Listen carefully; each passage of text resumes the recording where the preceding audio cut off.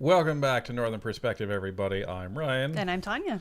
And we're here. And hopefully our sound is 5x5 and it's better than usual, because that would be nice. Because our old soundboard broke, so we had to go get a new one. And the nice thing is if it's not, I can just control it right from my phone here. So let us know how it goes, and we'll get to it.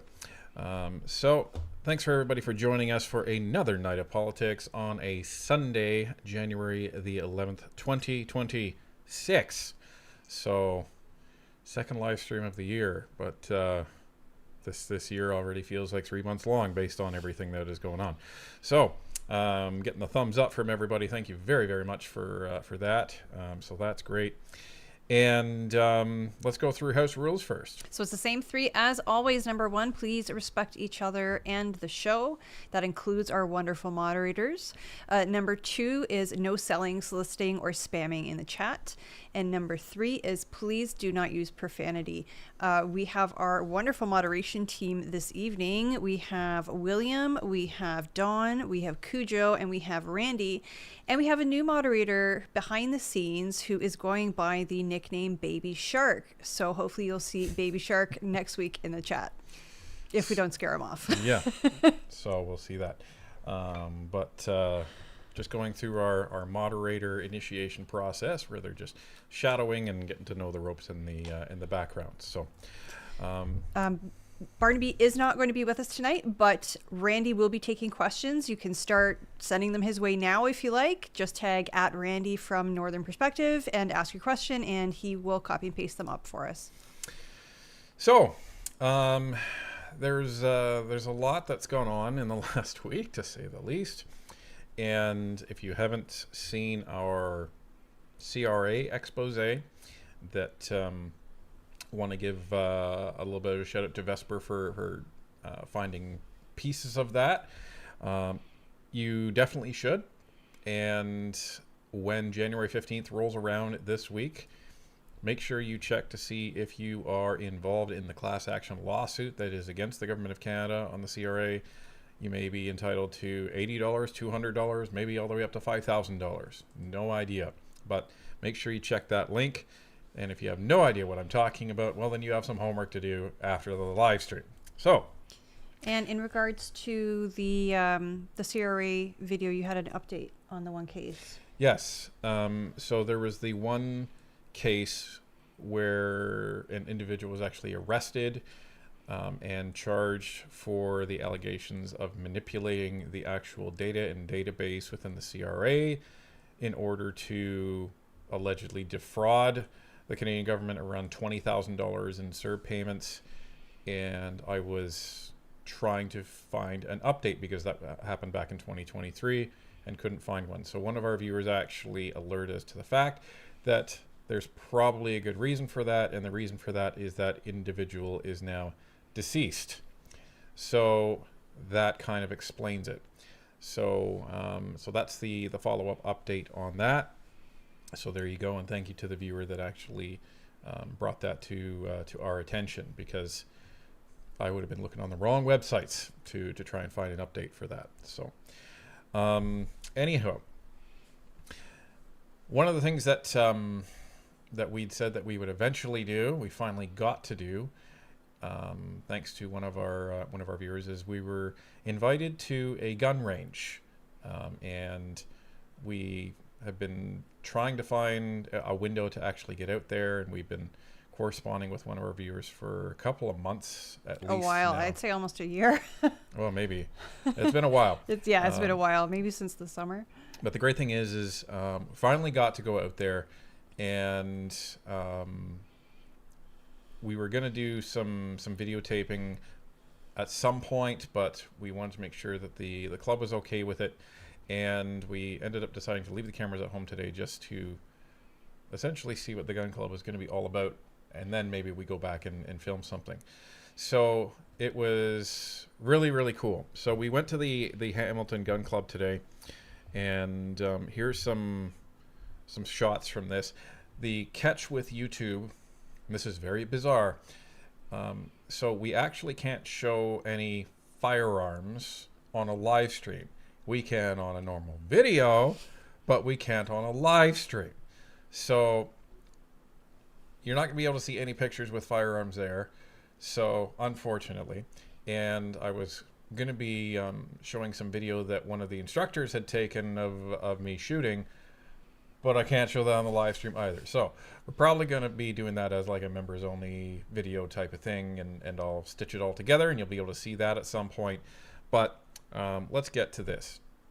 So this is one of the pavilions at the Hamilton Gun Club. Beautiful place, beautiful grounds, and nice and spacious, so nobody's crowded. And this is just inside the pavilion. So in the back, you can actually see where the berms are, and that's where some of the shooting goes on for the skeet shooting and the trap shooting. And this is a view that we took from the actual clubhouse. So from the clubhouse, you can stay nice and warm, and you can see all that orange out there. If you don't know, that's all the broken skeets all over the place that people are shooting. And this club, this is fascinating. The Hamilton Gun Club, what they're telling me is it's the oldest gun club in Canada, and it may be one of the oldest in the world. So this is a quote-unquote photograph from way back in 1892. And I believe they said that the gun club is over 140 years old. Yeah, I think that's so. what they said. Yep. So, so you can see all the gentlemen back there. And the other thing that they said that was interesting is back then, in the early 1900s, the gun club was participated in by equally men and women back then.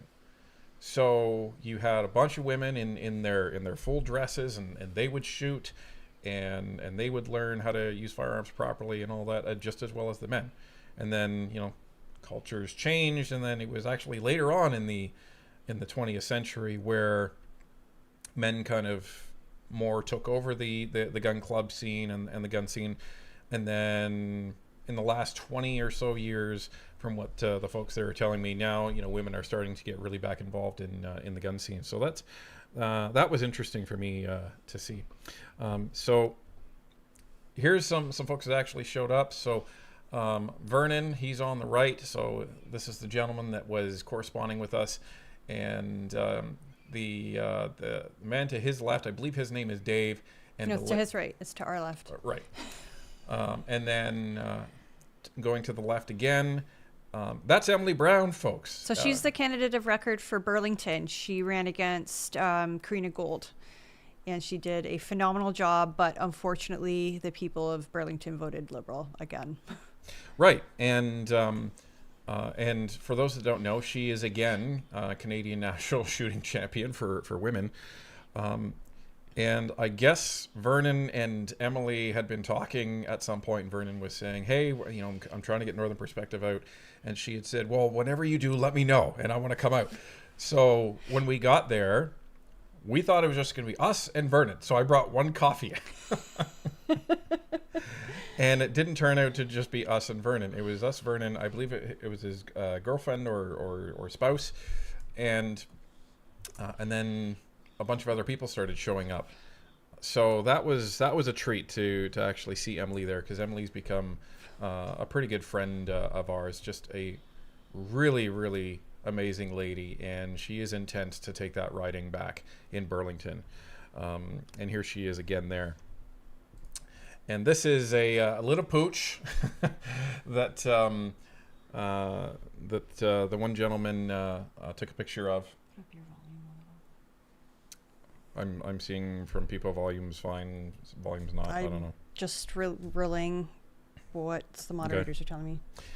And this is us all together at the end. So you can see Tanya.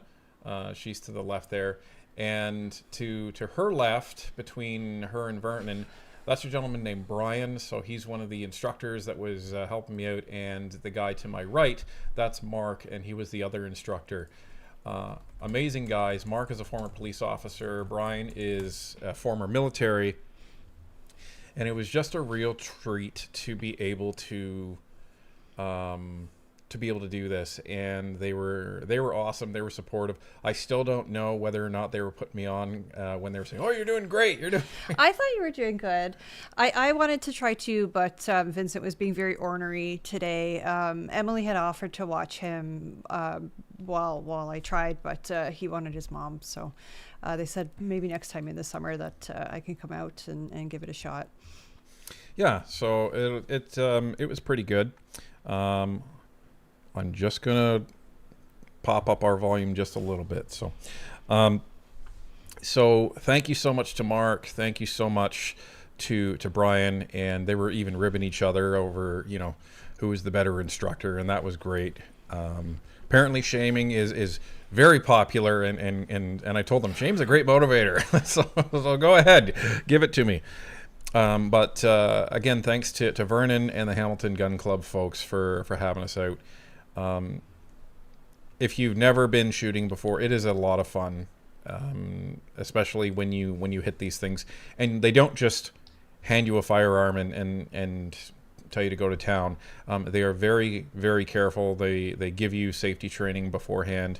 You don't have to have your pal to go shooting at a gun club. Or maybe it was just that particular program because we were with instructors. Like the instructors there, one was a retired police officer and the other was retired military police. So they knew what they were doing. Well, and they would do the loading for me. So they were really hands-on, and they were phenomenal. They really, really were. Can't say enough good things about that. And they made it fun, right? They made it a lot of fun. It was not easy by any stretch of the imagination, but it was a lot of fun. So if you know, they said it's kind of like golf, and I'm like, yeah, I kind of had the same feeling, but it's totally not what you would think if you've never been shooting before. I have been shooting before, but it's been probably 30 years since I've been shooting. So, and it's very, very cost effective. If I don't know if you can borrow firearms while you're there or this, but if you can go to a gun club and they have firearms there and they have instructors there for you, it's very affordable to do a couple of rounds of shooting. So they're always looking for members and always looking for people to come out. The Hamilton Gun Club has something called Skeet School. So that's what Ryan did today, was Skeet School. And, they set you up with an instructor and they teach you how to do it. You don't have to have any experience. You don't have to have a license. So if that's ever something you wanted to try, the Hamilton Gun Club does offer it. Yeah. And even the membership for the year, it's the equivalent of a gym membership now. So it's not terrible. And the best thing is there's a bunch of amazing people there that will probably be sharing your values. So that's something there. So we're looking forward to going back to the Hamilton Gun Club at some point and seeing all the folks there. So again, thank you, Vernon. Thank you, Mark. Thank you, Dave. Thank you, Brian. Hopefully I hit everybody. So anyway, that was great. That was absolutely great. Cheaper than golf. Yes, it is cheaper than golf. 100%. I was surprised at how inexpensive it was. So, because we kind of asked after, we're like, well, how much are the pigeons? I guess they're not called pigeons in Canada, the clay birds. And how much is ammunition? It was like $20 for a round, they said. Mm-hmm. Yeah, that's crazy. And I see Sandra saying would love to become involved in the Burlington EDA for the next election. Well, reach out now.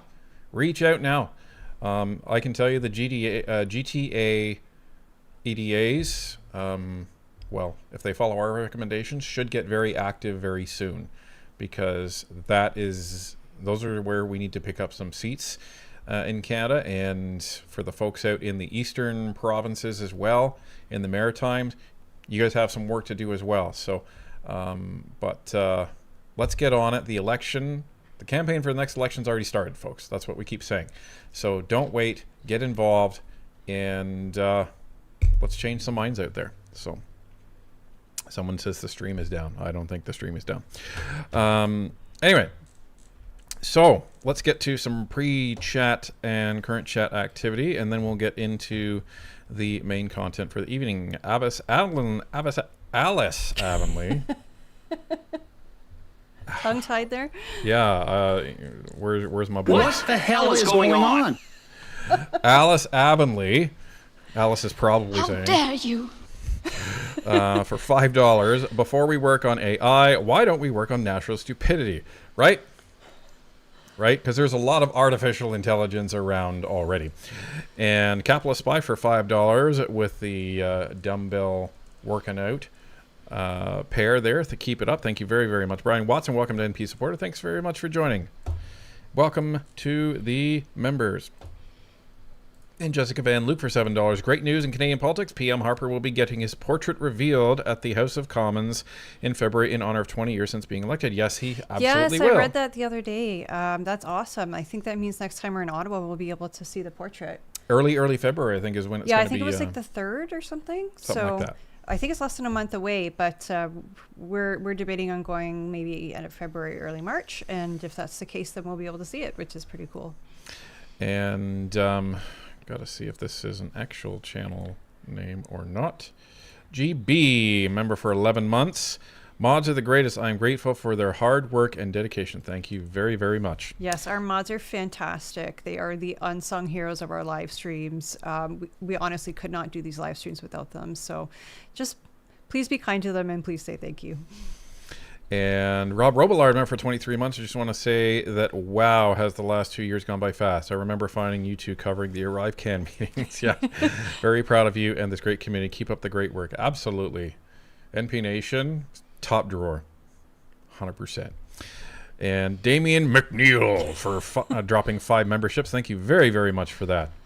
And following it up for the $10 super chat. Happy New Year, Ryan, Tanya, Vincent, and the cats. Also, all the NP family. Thank you for all the hard work you do and bringing us the real news. Thank you. Thank you very much. We try.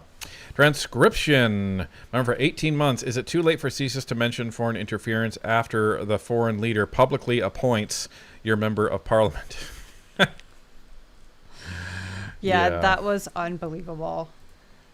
I think initially they thought because it was an unpaid position that it would be okay, and it's absolutely not okay. Morons, right? And thank you to Rob Robillard gifting 10 Northern Perspective memberships. Thank you so much. Thank you so much, Rob. And we do have a new meme today, by the way. So whenever we come across something that's going to have a very low possibility of happening, we're going to invoke Mr. Oppenheimer. And he's just going to say... chances are near zero. So isn't it Dr. Oppenheimer? I don't know. I think so. Yeah, he's probably a doctor. Probably was a doctor. He was. PhD in physics.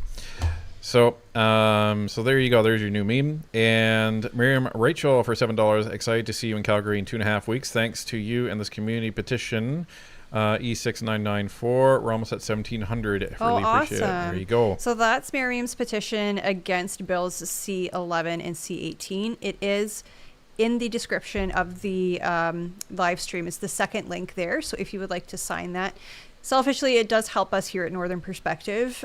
So if you'd like to sign that, the link's in the description. It helps all creators, and it's in everybody's best interest to put it out there.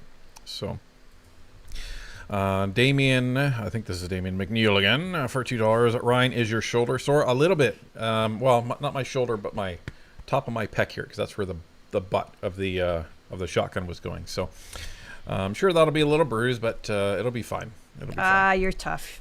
So you'll survive. Oh, country boy. Gordon Muir gifting 20 Northern Perspective memberships. Thank you so much. Thank you very much. And this is, I want to make sure I get this right, for $10. Thank you very, very much. Brendan Reimer for $10. What did you shoot? What did you like shooting the most? Did you already have a favorite gun? Smile MK3, STG 77, Ross MK3, and the Colt 1911 are my favorites. So it was a shotgun. I think it was. I'm not going to say because I don't want to sound like an idiot, but it was a shotgun where you loaded the shells on the top and the bottom of the chamber, so you could load 2 at once, and it wasn't a pump action, but what did I like about it? It just there's something satisfying about trying to aim and hits something. Like, it's just there's just something satisfying about that. It's like and when you were really good. Like, I was watching, you were really good. I think you hit the very first one that went out, and then you hit a bunch more. I had a bunch more. There was times where they would pull two at once, and so the idea is you had to hit one and then try and hit the other. In almost all of those cases, I would miss the first one, but the reaction shot is where I hit it. So when I used to game in first person shooters, we used to call that twitch shotting, meaning you would just go, and it was almost automatic. And if your twitch reflex was good, then it was very hard to be snuck up on in these games. But so my reaction shots were quite good.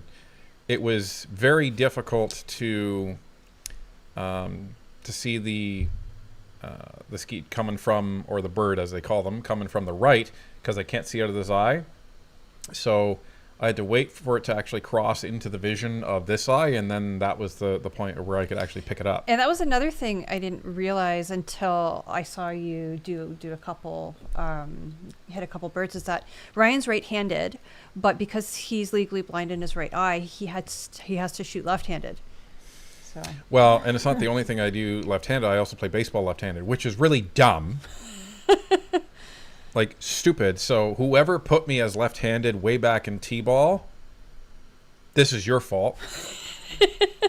Because when you're blind in one eye, when you're playing baseball, you should probably have the eye that you can see from closer to the pitcher. Or the pitcher, yeah. Because otherwise you have to really turn your head to actually see the ball. And I still was okay at baseball, but the problem is the minute my timing was off, because depth perception also is a problem, everything just is a problem. So it's all about timing with me when it comes to that. But it was a lot of fun. It really was a lot of fun, and I encourage a lot of people out there. Favorite gun, haven't shot enough to know. So. But what I will say is, based on what I've seen in the movies, I will say I think it was the Bellini M4 in John Wick. So, and the M4 I also that's usually the gun I would pick in video games when I used to play them. So there you go. Got your money's worth there. David Clark for $7. Hi from Lorna and Dave. Well, hello, Lorna and Dave. Thanks for joining us on the show. And White Liter for $10. Did they have larger calibers like 30-06 there? I don't know. I didn't check to see all the other guns that they had. I was just trying to do what I was told. So they were like, "Come over here, okay. Pick up that, okay. Carry Don't do like that, this. Yeah." Okay."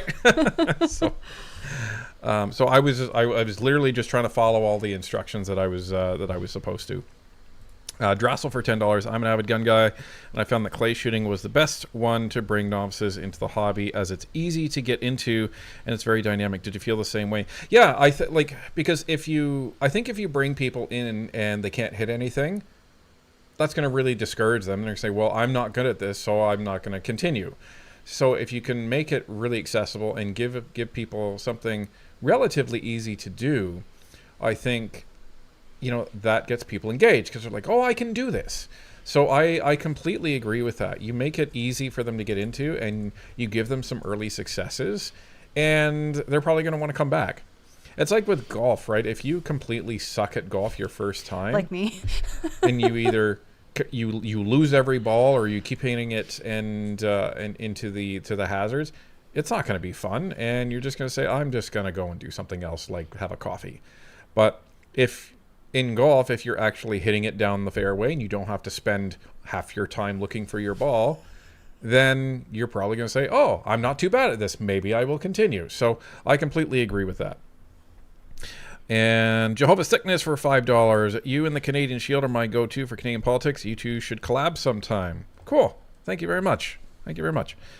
We did collaborate actually last week with Chris from Bakes on Things. Yep. And also a young man named Drew. He has the Drew Experience podcast, but I don't think he's released the episode yet. So it's a very, very, very young channel in terms of politics and growing, and he's doing his best. So I think he's a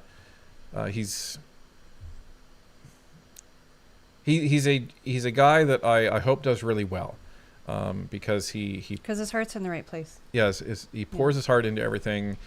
He is autistic, and he's very open about that. He's interviewed Senator Leo Housakos, and Dan McTeague as well. Yep, Dan McTeague, and he really wants a better Canada. And the great thing about him is he refuses to let his autism be an excuse for anything. And I told him, I said, I'm really I really admire you for that. That's amazing that you do that. And there was even, I think, some benefits that he refused to take because he wanted to make a go of it himself and didn't want the help. And I said, you know what? I like you because of that, because I respect that. I really, really do. Thank you for Linda C. for gifting 10 Northern Perspective memberships. And thank you to Mary Catherine Villa Sr. For becoming a NP supporter. Thank you. Awesome. And Myron Enns for $2. PhD can also stand for piled higher. Wow. If Dr. Oppenheimer were today, he'd probably look at you and... How dare you? Oh my gosh. Heart Singer member for 23 months. Wow, 23 months of clarity, calm, and pure Canadian perspective. Thanks for all you do. I pray we all have the fortitude to face another election. Indeed. We will be there front and center. Absolutely. Gokodani member for 26 months. Guess who just turned 35 again today? Oh, congratulations, 35 again. Amazing. Now featuring 22 years of experience. Hope you had a blast at the Second Amendment theme park. LOL. How many were you able to hit? Looking forward to some video footage. Quite a few, actually. I think. So I took. I'm trying to remember how many shots I took. I can't even remember, but I think I hit maybe 10. Maybe more. I was happy to hit one. Like, oh, I did hit my first one. I think I took 3 shots at the first station. And I think I hit 2 of them. And then I said, you know what? I hit 2. I'm good. I can miss every other one. Because at least I hit a couple. So. And White Leader for $10. Have you seen the huge turnout supporting the Alberta referendum question? Lineup at Calgary last night was blocks long. Nope, haven't seen that. But that's interesting. Thank you very much for that. I have seen, and I'm pretty sure folks have seen this, the thousands of people across Canada and across the world that have been coming out and protesting in solidarity for the Iranian people rising up against the regime the Iranian government. Yeah. So Godspeed to those people that are doing that, despite the threats from the Iranian government to kill people if they protest. So the courage that country is showing is something to see. So it was nice to see a lot of people just coming out, whether you have Iranian heritage or not, to just support that, because every country deserves a functional democracy. And ironically, we're saying this in Canada, they do not deserve a government that aims to take away their freedoms or keep their freedoms away. So, and Christine for $5. Happy New Year, Ryan and Tanya and family from Denny and I. Thank you very much, and Happy New Year to you as well. Pierre is coming to Yarmouth. Yes, I think we got your email on this. Yes, we did. Nova Scotia Tuesday night, and can't wait. Awesome. Tell them NP Nation says hi, and that's not just us. Tell them all of NP Nation says hello. So, were you gonna say something or? No, I just think that's really cool. I really hope you get to meet him. He's a wonderful person, and I hope you have a lot of fun at the rally. And I imagine he's back to pre-election rallies here, where he'll wait for everybody. I assume. I haven't been to a rally since the election, because I don't think he's had many, because he's been busy. So that'll, if you wouldn't mind, report back to us and let us know if that was the protocol. So after the rally, like, if he's meeting people, yeah. And if he stays to the end, yeah. So yeah, because that's what he did when we met him for the first time in 2023. Our MP at the time, Dan, was there, and we're just kind of like, can you kind of get us to see him on the way out? Like, we want to talk to you. We want to talk to Larry. And he's like, oh, he stays right till the end. So we're just kind of curious if that's still happening. That was the interesting thing, because we met Larry Brock at that one, and Larry had no idea who we were. Our MP did, but Larry had no idea who we were, and it was like, oh, should we just go up and talk to him? And I was just like, don't know the protocol here, because we'd never interacted with other MPs other than our MP before. And this is Larry Brock.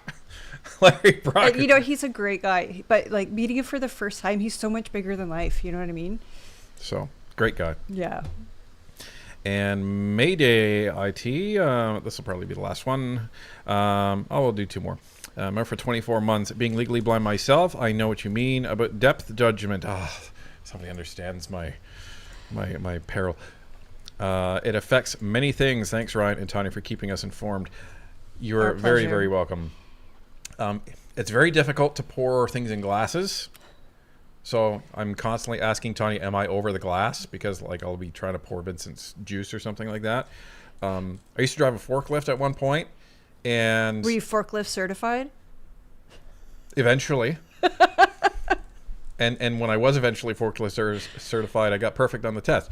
But there were times where you'd be approaching a stack of stone, and I would like slam into it because I couldn't tell how far I was away. And so you binocular folks, you're privileged. There's something called binocular depth cues and monocular depth cues. That's your ocular education for today. Us one-eyed cyclopses, we only have monocular depth cues, and there's not very many of them. Basically, they're cues that your brain tells how far something is away. And this is... I think I know who this is. TPCAN Foundation. Thank you very, very much for $20. Mark Carney wants to shut down X, but Brookfield just invested $250 million in X. So it makes absolutely no sense for Mark Carney to be calling for its shutdown while capital connected to his broader network is there. Well, and we're going to get into the X debate very shortly. Like in 30 seconds. So, so that's actually a wonderful, wonderful segue. So Jessica, hang tight. We will get to your super chat very soon after this. So, got to make sure I'm queued up here. All right. So, a lot of people have been talking about X, justifiably so, over the last couple of days. And unfortunately, a lot of what has been going around is quoting tweets. And one of the ones that I have seen when I was actually trying to start to chase this down is there was just this one tweet saying UK and Canada to ban X. And that's all it said. There's no links, there's no nothing, and everyone freaked out. And they said, oh my goodness, the UK and Canada are going to ban X. So we started to actually look into this to figure out what the heck was happening. And as we looked into it, we found more tweets and more tweets and more tweets. And we said, okay, what's the source of all of this information? And is it misinformation? And the answer is 50% yes and 50% no. So, where does this start? Not it doesn't start there. It starts here. So for those that may not know, those of you that don't go on X, I applaud you. It starts with this. UK urges Musk's X to urgently address intimate deepfakes by Grok. What is that? London, January 6th, Reuters. Britain on Tuesday urged Elon Musk's X platform to urgently address a proliferation of intimate deep fake images created on demand via its built-in AI chatbot, Grok, joining a European outcry over a surge in non-consensual imagery on the platform. The comments follow reporting, including from Reuters, that Grok, prompted by users, was creating a flood of non-consensual images of women and minors in skimpy clothing. And just so everybody knows, there's not many Western countries, if any, where it is legal to put minors in skimpy clothing and distribute them on the internet. You're not allowed to do that. That is illegal.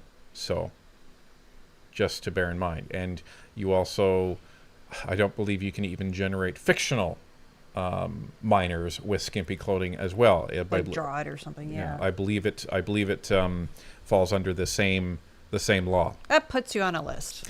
Let's continue. Technology Minister Liz Kendall said in a statement the content was, quote, absolutely appalling, end quote, and urged the social media platform to act swiftly. Quote, no one should have to go through the ordeal of seeing intimate deepfakes of themselves online, end quote, Kendall said. Quote, we cannot and will not allow the proliferation of these demeaning and degrading images which are disproportionately aimed at women and girls. X needs to deal with this urgently, end quote. X did not immediately respond to a request for comment following Kendall's statement. Illegal content is removed, says X's safety account.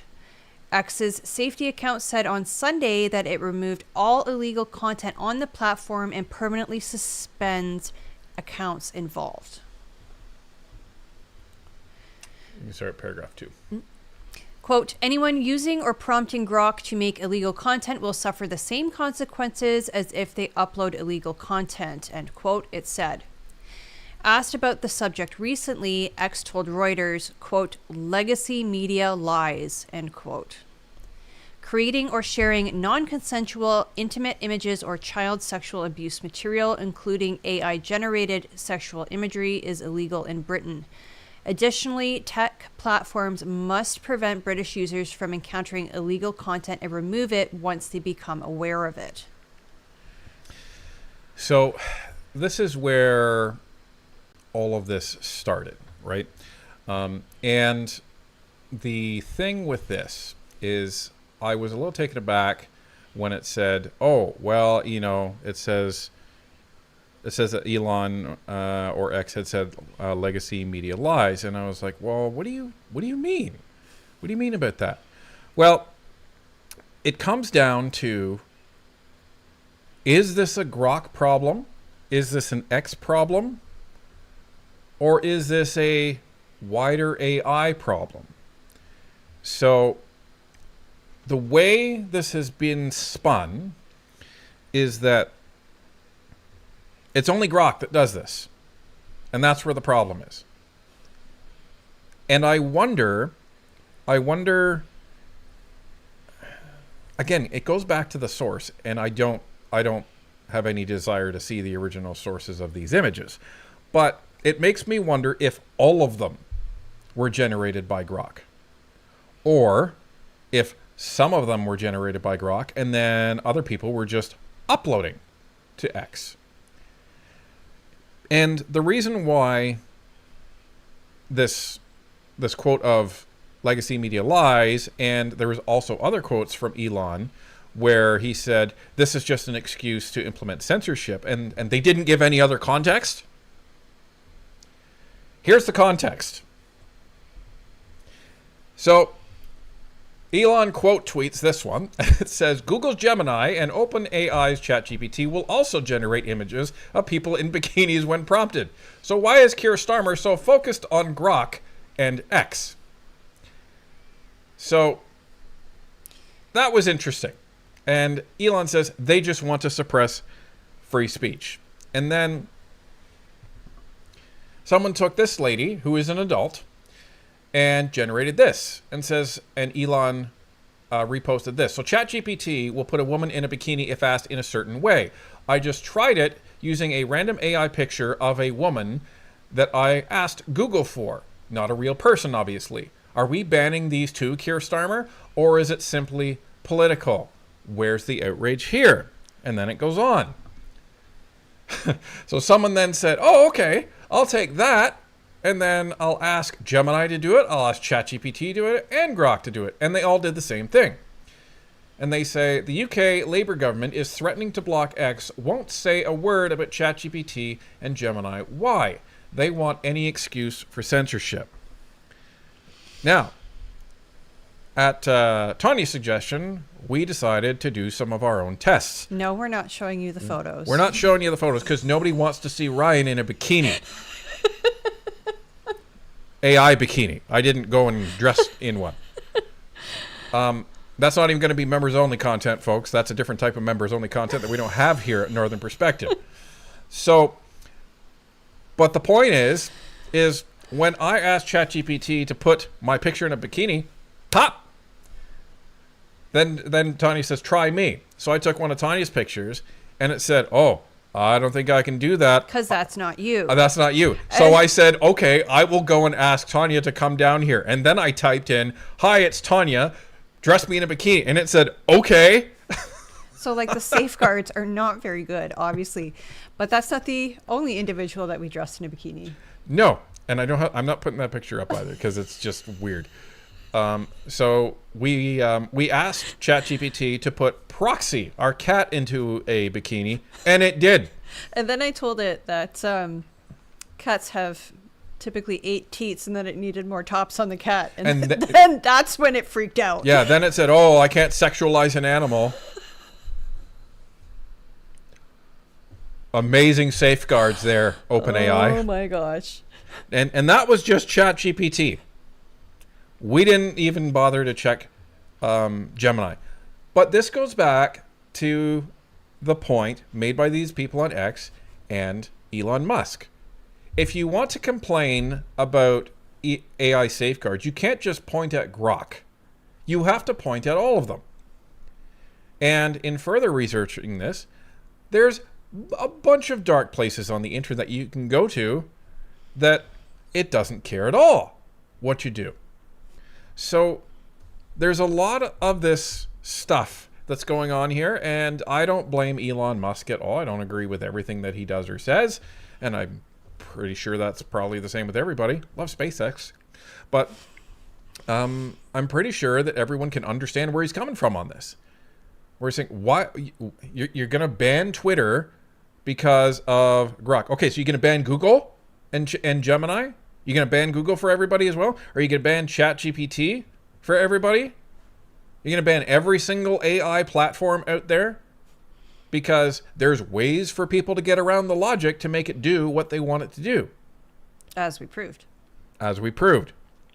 So, let's continue because we're not exactly done here. Because this isn't about bikinis.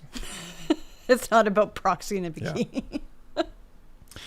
So, it's about, is Canada going to be banning X? So, we haven't found one statement where actually Canada said that they were going to ban X. And this is from an article that was released the other day. Canada not considering a ban on X over deepfake controversy, AI minister says. Ottawa. Artificial Intelligence Minister Evan Solomon, who is the art guy, remember, says Canada isn't considering a ban on the social media platform X, though his office says discussions about X's deepfake controversy are underway. The platform, which is owned by Elon Musk, has drawn global criticism over sexualized deepfakes created by X's artificial intelligence chatbot Grok, which have proliferated in recent weeks. On Saturday, The Telegraph reported the UK government was gathering international support to respond to the controversy, with Canada sharing UK Prime Minister Keir Starmer's concerns. Regulator Ofcom is investigating, which could lead to X facing a ban in the UK. Just after midnight Sunday, Solomon said in a post on X that contrary to media reports, Canada is not considering a ban. And we're going to come back to this. So the first thing that I saw is, okay, well, so Canada, so the minister is saying, well, we're not gonna ban X, and then I immediately went to, okay, so there's a lot of things that they said they would do and then didn't, and a lot of things that they didn't say that they would do and then they did. So we started looking at this from a different vantage point, a different perspective, as you will, A northern perspective, perhaps? and we looked at this just from a legal perspective, a process perspective, a parliament perspective, and a practical perspective. And in all of those different avenues, we don't think it is very Feasible. likely Yeah. that there's going to be any ban on X. In fact, it's Chances are near zero. right. So why is that? Well, we're going to go through and show you.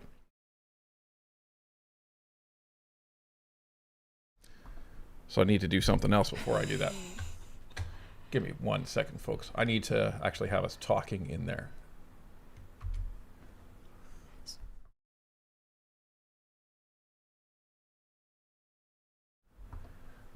I'll do it this way. So Ryan upgraded his computer, which he will be posting his video of his build because he built it from scratch. He just bought the components and put them together.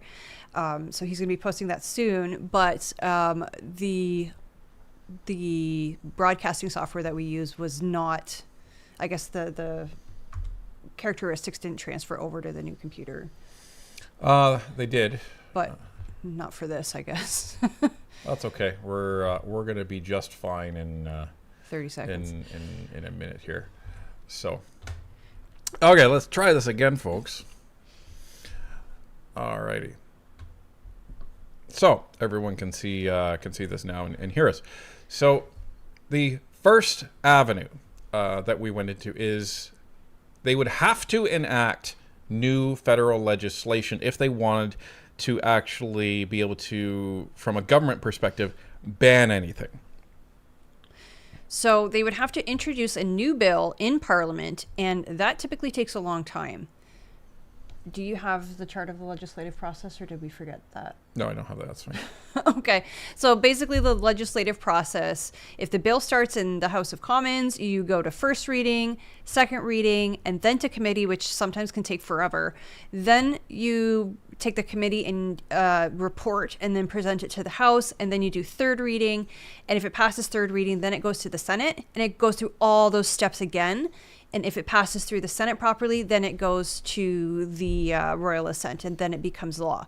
And even when it becomes law, like say something received royal assent today, for example, sometimes they don't enact it for a year or more.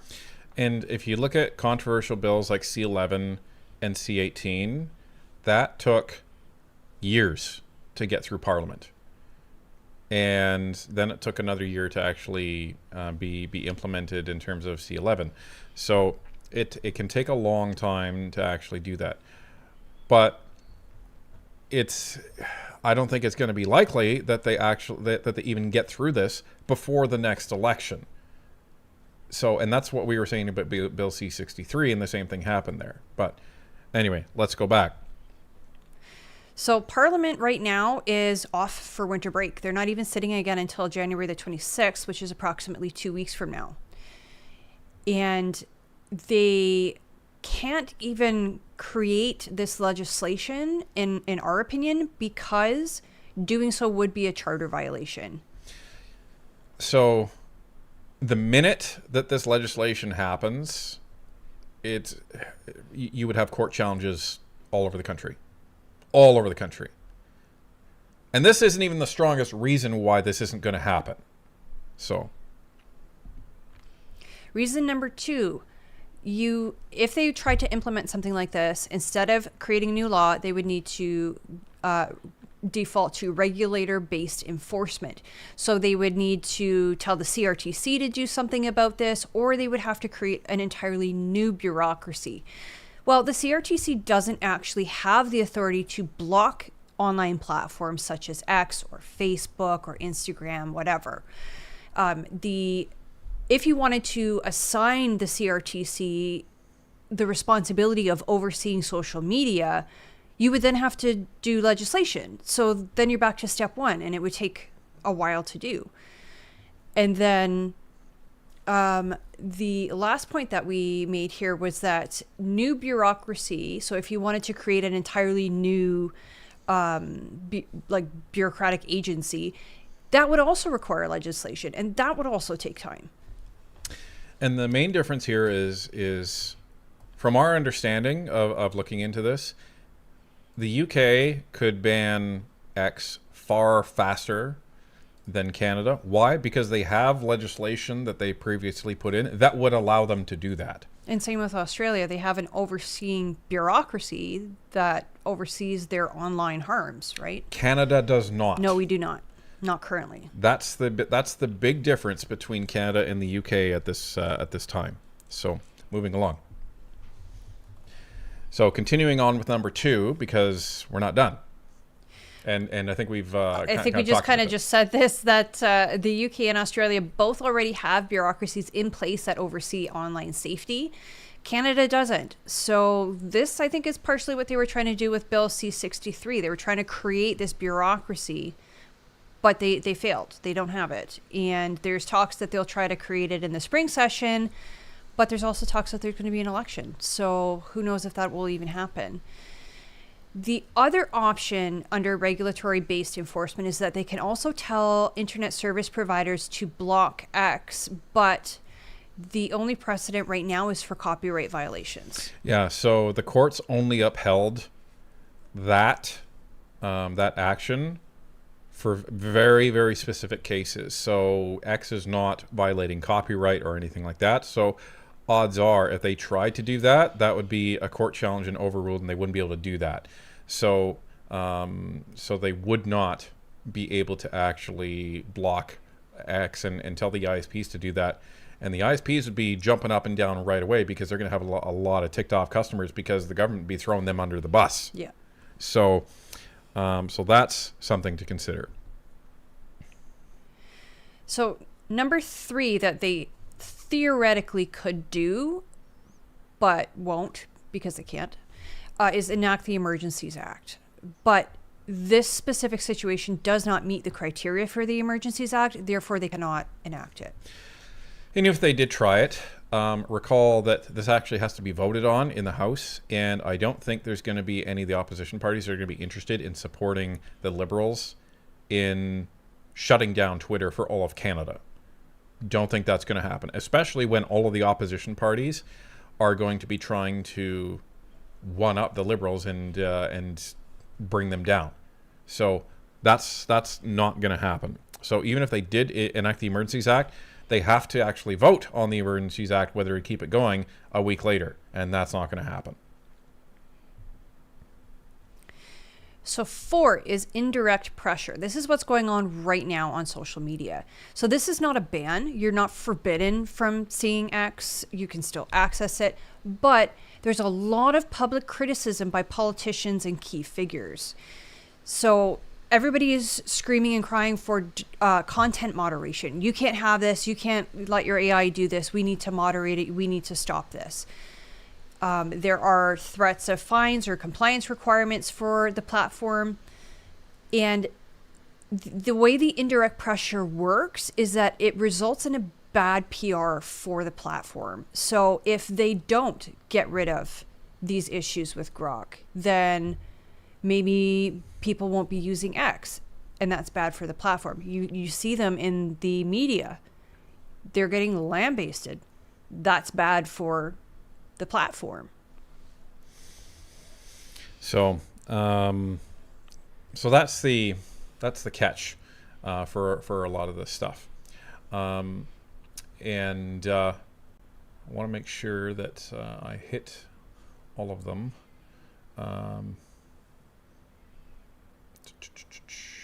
Yeah, I think I did. So, but there's one big reason. Brookfield's another one. That $250 million investment that Brookfield made into X. Don't think Carney's gonna look at taking that down and blowing that investment out of the water, $250 million, may not be too frowned upon or too cheered upon. But anyway, here's one of the biggest reasons why we are very confident that X is not going to be banned in Canada. And it comes down to the mainstream media.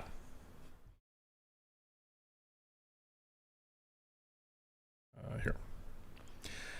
Meta's news ban in Canada. Screenshots win. Local news loses. Study shows. So, ladies and gentlemen, this is a study that we actually looked into.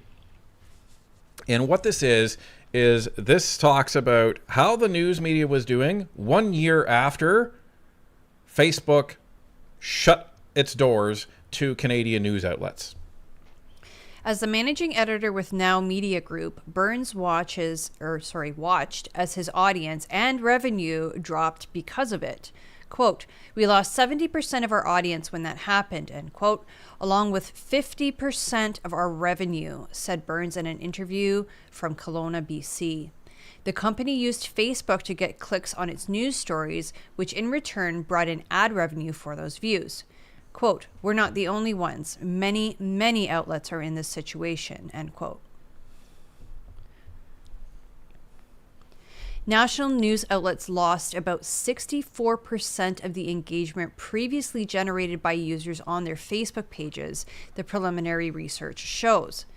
Local news outlets lost about 85% of their Facebook engagement, the study says, and almost half of all local news outlets stopped posting on Facebook entirely in the 4 months following the ban. Some outlets, quote, "have gone dark entirely because they're no longer getting the ad revenue being driven from Facebook to their sites," end quote, said Agus Bridgman, who directs the Media Ecosystem Observatory. Quote, "And so this is hugely consequential for both Canadians and for news outlets," end quote. So, again, very, very interesting. And it underscores that when a social media platform is removed from the media advertising ecosystem and traffic ecosystem, it hurts. It hurts a lot.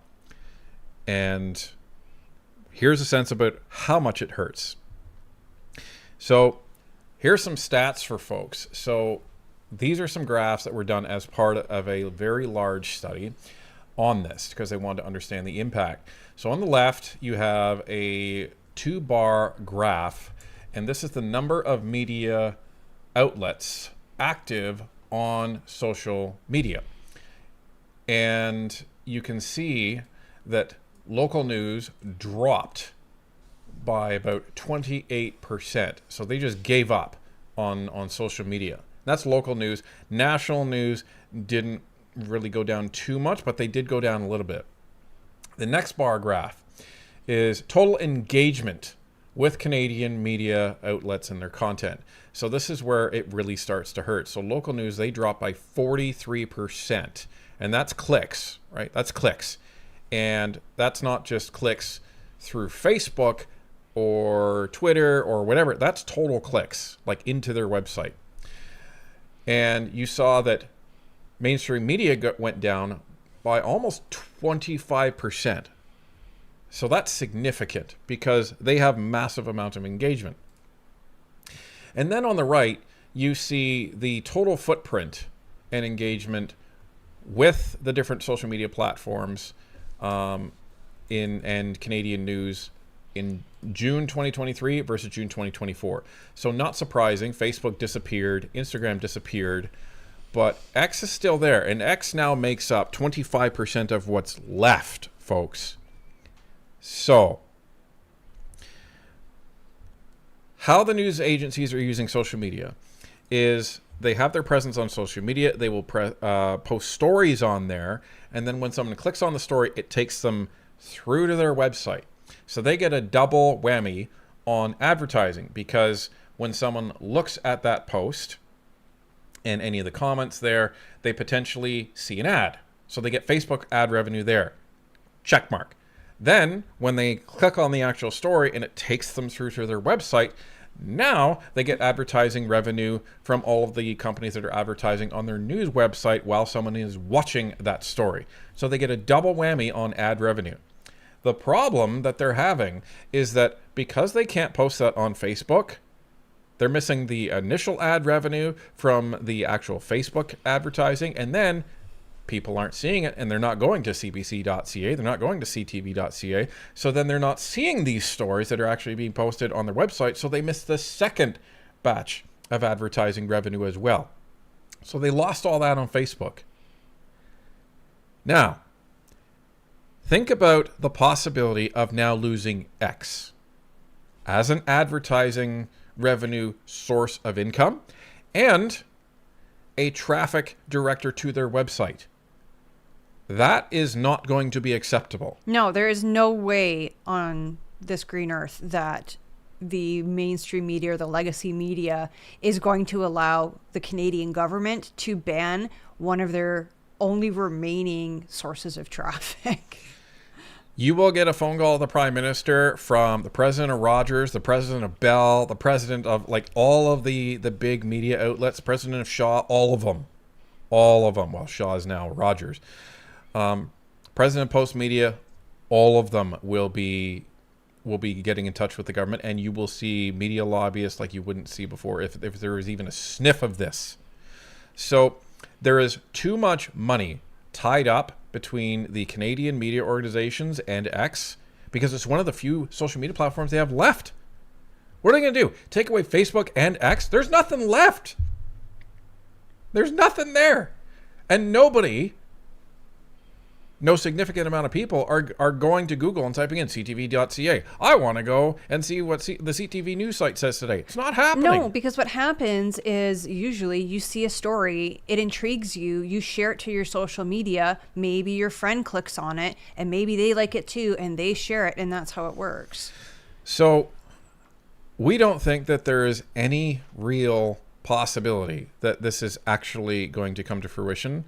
And this is most likely why the government, Carney and Evan Solomon, haven't come out and said they're actually going to ban them. So I'd like to know who the heck out there tried to say, oh, well, Canada's going to ban X. Ladies and gentlemen, I present to you the misinformation for the week. Well, and further to that, you've seen what a platform ban looks like in the government with TikTok. So why don't you describe that for everybody? Yeah, so the government hated TikTok. And we don't like TikTok. And we don't like TikTok. Like, I wish we did because we'd be on it, but we're not. The infrastructure is in China. It's suspect. Yeah. It's very suspect. And we won't connect any device in this household and anything related to Northern Perspective to TikTok because it's basically on PRC infrastructure. And I don't want any of my data being accessed by the PRC. Thank you very much. So what the government did is the only thing they could do is ban the TikTok app on all government phones. And even then, they had a hard time doing it. Right. I remember you working for the government and you were saying, oh, we have to do this. I don't know. It wasn't an investigation, but you had to see who in the company or an assessment. Yeah. You had to assess who still had it on their phone. And then you had to tell them, like, you have to get rid of this. Right. But we were able to implement systems on our side because we were updating IT to actually remove it from people's phones. So, we were able to do that, but not all government agencies were able to do that. And they couldn't ban it across Canada because they didn't have the legislative tools to do it. Right. So they're not able to ban it from civilians across the country, but they were able to do it on government devices because the government owns those devices, so they can tell you what you can and can't have on them. And the other thing is that what was I saying? I forget now. Sorry. Anyway, that happens sometimes. Getting old. These are all the reasons that and I think when you pile them on each other, like, it just makes it more and more and more and more difficult to do this. We don't think in the foreseeable future there's any possibility of X being banned in Canada. What they are doing is they are saying you better fix your AI and you better put in some sort of safeguards in place. Now, what X did say that they did is Elon said that they're going to be restricting Grok to paid members, and they said that the reason why they're going to be doing that is so that, because if for anyone who has never gone through the process of getting verified or the blue check mark on X, you have to actually verify your identity. Yeah, you had to like scan your driver's license or something. Yeah. So anyone who does that on X using Grok, X is going to know, and they're going to know exactly who it is. So all they'll have to say is, "Here you go, police. Pedophiles over there." I remember what I was going to say now is that the politicians are still using X. The liberal ones. Oh, yeah. The conservative ones, the Bloc ones, the NDP, everybody's still using X. So if they were going to ban it even from government, they would have stopped using it. Yeah. So that's the take of us on this whole Canada's going to ban X. We've seen no evidence that that's going to happen. We've seen no evidence that government has said that's going to happen. So all of the folks that have been tweeting this or posting this, in our opinion, it's just more fear mongering. It's just to get people upset, and it's just to get people angry. We don't see it happening at all. Now, UK, different ball game. Same with Australia. Same Again, with Australia. they have these overseeing bodies. They have these bureaucracies already in place. So they can just give them instructions. Here you go, do this. But we don't have one in Canada. So take a deep breath and go back to your tweets and do whatever you like, except use Grok. So anyway, that's that segment, folks. Hopefully it was informative, and hope everybody liked the information.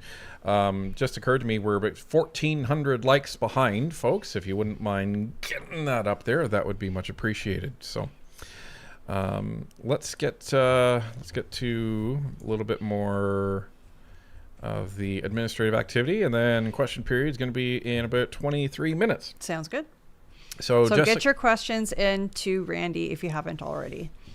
So Jessica Van Luke for 279. Any updates on getting Harper on the show? So the updates are that, well, as best as I can say it is it's not now. That's basically the update that I have. I just hope that we get to see him at convention. I just want to shake his hand. Yeah, I just want to shake his hand and say thank you. So don't get me wrong. I would love to have the man on the show, but I get that he's a busy guy. So Autistic Avenger for $5. It's so hard finding a job, even though indeed it feels as bad and almost as pointless looking for dates on Bumble. I feel like giving up. So my advice to you is don't give up. And the reason why I say that is because, especially if you're a young person, almost all young people are in your position, unfortunately. So you're actually not alone in that.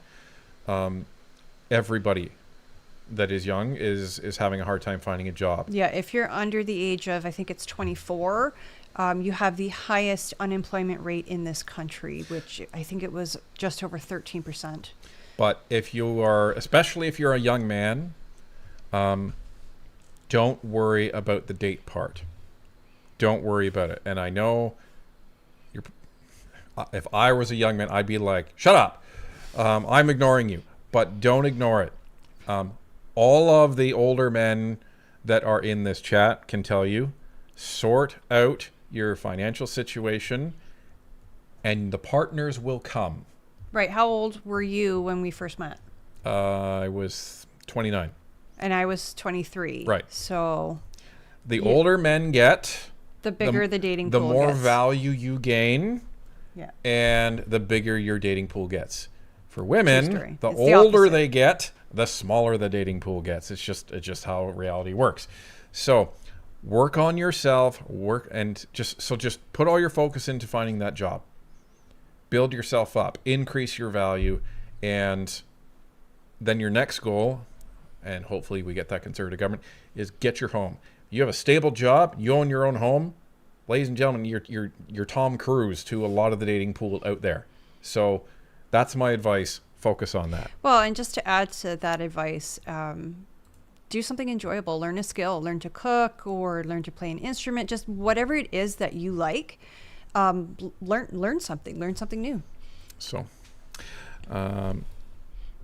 now we have, who's next? We have Brendan Reimer for $10. Over under a break action shotgun. Most break actions are commonly side by side because over unders are more complex, but they offer a single sight line. Yes, that was true.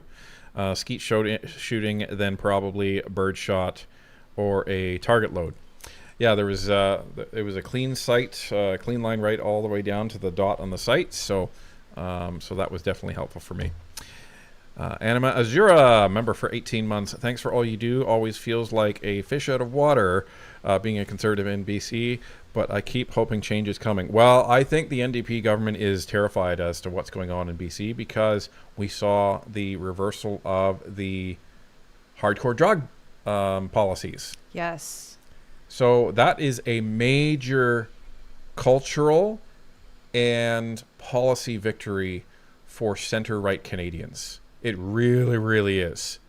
And that tells me that the NDP are getting kind of scared as to what's happening with the folks in BC and their support. Well, voters are fed up. Mm-hmm. I mean, you walk down the street and there's people you're not even sure if they're alive because they're so strung out. Like, that's not the Canada I know. Yeah, and Hamilton, we have them all downtown Hamilton. Yeah. Any Hamiltonian will tell you, you don't go downtown Hamilton. No, we don't go down there anymore. There was this one shop that we used to go to near the arena where the Bulldogs used to play. I think it was in Jackson Square. And we would get these specialty candies for Vince, and he just loved them. And we don't go down there anymore just because of the drugs. Like, it's so bad. Libby T for $10. What is your perspective on Michael Ma going to China? Well, let's see. What the hell is going on? WTF. What the hell are they thinking over there? Oh, come on! What the hell is going on? Look inside yourself, Rosemary. I can explain it to you, but I can't understand it for you. It was very straightforward. Emotional damage. Is that all of them? That's probably enough. Just like, come on, are you serious? You're not doing yourself any favors with the Chinese interference rumors. And again, I posted on X, like, this is my surprise face for this situation. Like, nobody is surprised. Nobody's surprised. They're like, they'd be surprised if he didn't go, right? So consider he was celebrating the Chinese national anthem in Toronto, and he was celebrating the anniversary of the People's Republic of China, communism coming into the People's Republic of China, as well as the first annexation of Taiwan. This is not a surprise. Not at all. Beatboot25 for $5. Drew is a friend of mine, met on X. He had a tough break with both parents passing. Yes, leaving him alone. But his optimism is inspirational. It sure is. Absolutely. This is a young man who both of his parents have passed away. Quite young. Yeah. His optimism is never ending, and for any folks that needs him inspiration, he's definitely one. So, Joe Mama said for $5. What do you guys think about the apparent banning of X here in the UK and Australia? How do you think folks would react to that? Well, just to recap. Near zero. Exactly. I don't think it's going to happen here in Canada just because of all those reasons we outlined. In the UK and Australia, it's a different story. I think it's going to be crazy over there because I don't know UK law very much, but if there is any sort of freedom of expression and if there is a charter over there, all the lawyers are rubbing their hands together because that means like this is going to be going to the courts. So we'll see what happens there. They keep doing this stuff. They're going to have a lot of problems in UK with people. Yeah. So. And Dudu for $5. Yet liberals and leftist activists want to bring the Iranian totalitarian regime to Canada. No thank you on that one, right? there's a lot of things that we've been told, even about the IRGC and operating in Canada. We haven't verified it, which is why we haven't reported on it. But if true, a lot of the stuff is pretty crazy stuff, and the Liberals have just let it happen. So, and White Leader for $10. What's happening in Iran is exactly why you need an armed citizenry to prevent tyranny from taking over, like Carney is doing in Canada. You know, beyond that, what happens if we're invaded by a hostile nation? Our army's not up to snuff, right? So Yeah, if you have citizens who are capable and know what they're doing, they can fight for their country. that's one of the reasons, geography being another one, but one of the reasons no one has ever bothered to invade Switzerland. Nobody. That's because that's where all the money is. But every single citizen is an armed citizen. So never mind the fact it's guerrilla warfare 101, and that would be almost impossible to take because of the geography as well. But like everyone just goes around them. So they're like, yeah, that's pointless. And yeah, they have all our money. So we have, I want to make sure I see this.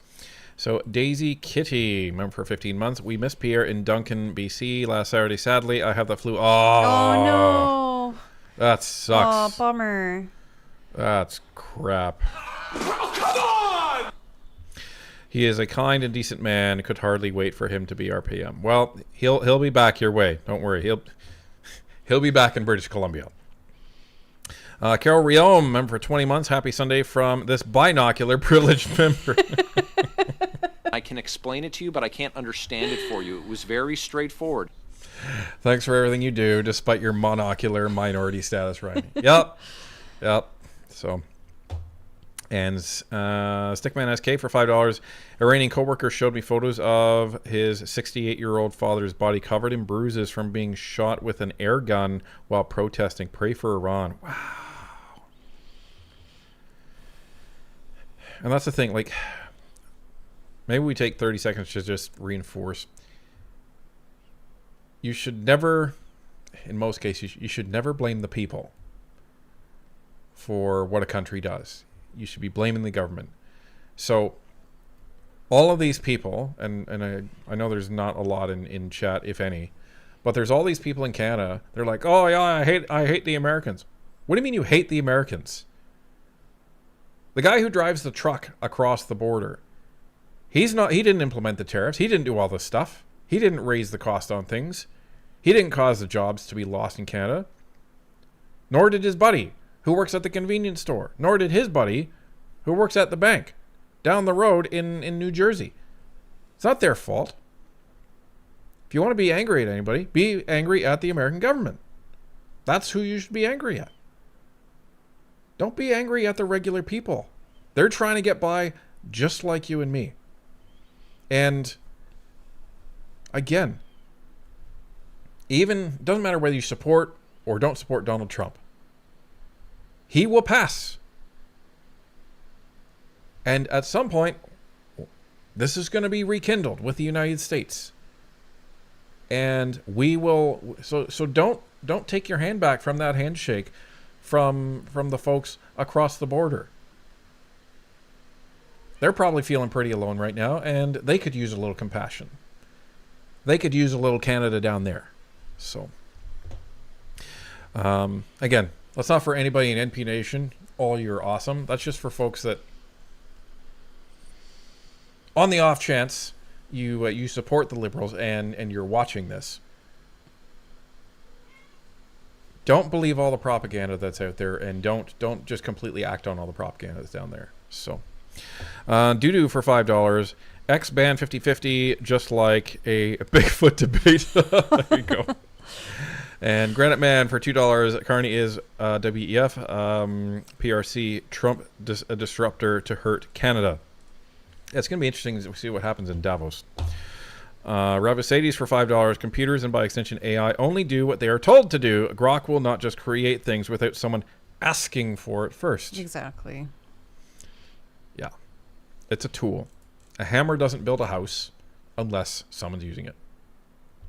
-1-2 for $5. The fact everybody wants to ban X only 2 days after a new feature was rolled out says everything. This is more about being anti-Elon and X than anything. Yeah, especially from what we've seen. Gemini and ChatGPT have been doing this for a while. Where's the outrage? The outrage only occurs when you ask it to put extra bikini tops on your cat. Apparently. Transcription for $10. Mr. T is finding trading partners for his country like Venezuela, Colombia, Iran, ending decade-long problems. Carney is betting our future on the most likely to be worldwide trade embargoed crowd. Yeah. Yeah. And the propaganda is very thick out there, and it's being repeated over and over and over and over again, as I'm sure all of you are seeing, especially on Facebook. -1-2 for $5. Where was all the outrage about even worse content being published on Twitter before Elon bought it? Oh, right. It was fine because it was left wing. Exactly. It's getting better, I think, but there is still a double standard that the left can get away with more than the right. Rabbit says for $5. Evan Solomon wants to ban AI bots that may show the source of the fake artworks he is selling to celebrities. Oh, Evan. Emotional damage. Hope you're not watching. And Brian Weissflock is a NP supporter now. Thank you very much. Thank you very much. And Lazarus for $5. They won't ban X. That would piss off even the liberals on X. Yep, it would. And can you imagine what's her face? Babcock? Rachel. Oh, Rachel Gilmore. She has a big following on X. Like a lot of people follow her. She'd lose her mind. But listen, justifiably so. Justifiably so. Well, that's it, because it's probably a very significant income stream for her. Yeah.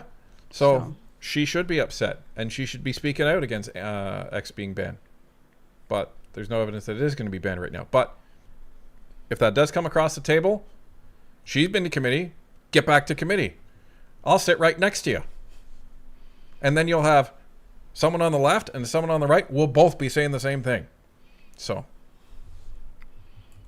Mr. Roscoe Pico for $7. Drag time for children is okay, but pictures on the internet are dangerous. Facts. Richard Kerr, welcome back to NP supporter. Thank you very much. And Sean for $2.79, not banning X, just religion. C9. Oh, snap. Yeah. Right. And Rival saves for $5. Say what you will. When Elon bought Twitter, and let that sink in, he actively fired hundreds and closed thousands of accounts that published this stuff. And they didn't see a drop in productivity, or not a significant one. So what were those people doing? Yeah, they didn't see it. Well, and they increased revenue because they're not paying all these employees to do nothing. Yeah. And Sean for $7. Why are people okay with 20 block separatists in House of Commons but lose it over Alberta having a referendum? Don't know. You'd have to ask them. Everything is dust. 001. Remember, for 13 months, you know how they say socialism dies when other people's money runs out. Carney's and Liberal government dies when they finally run out of lies. Good evening.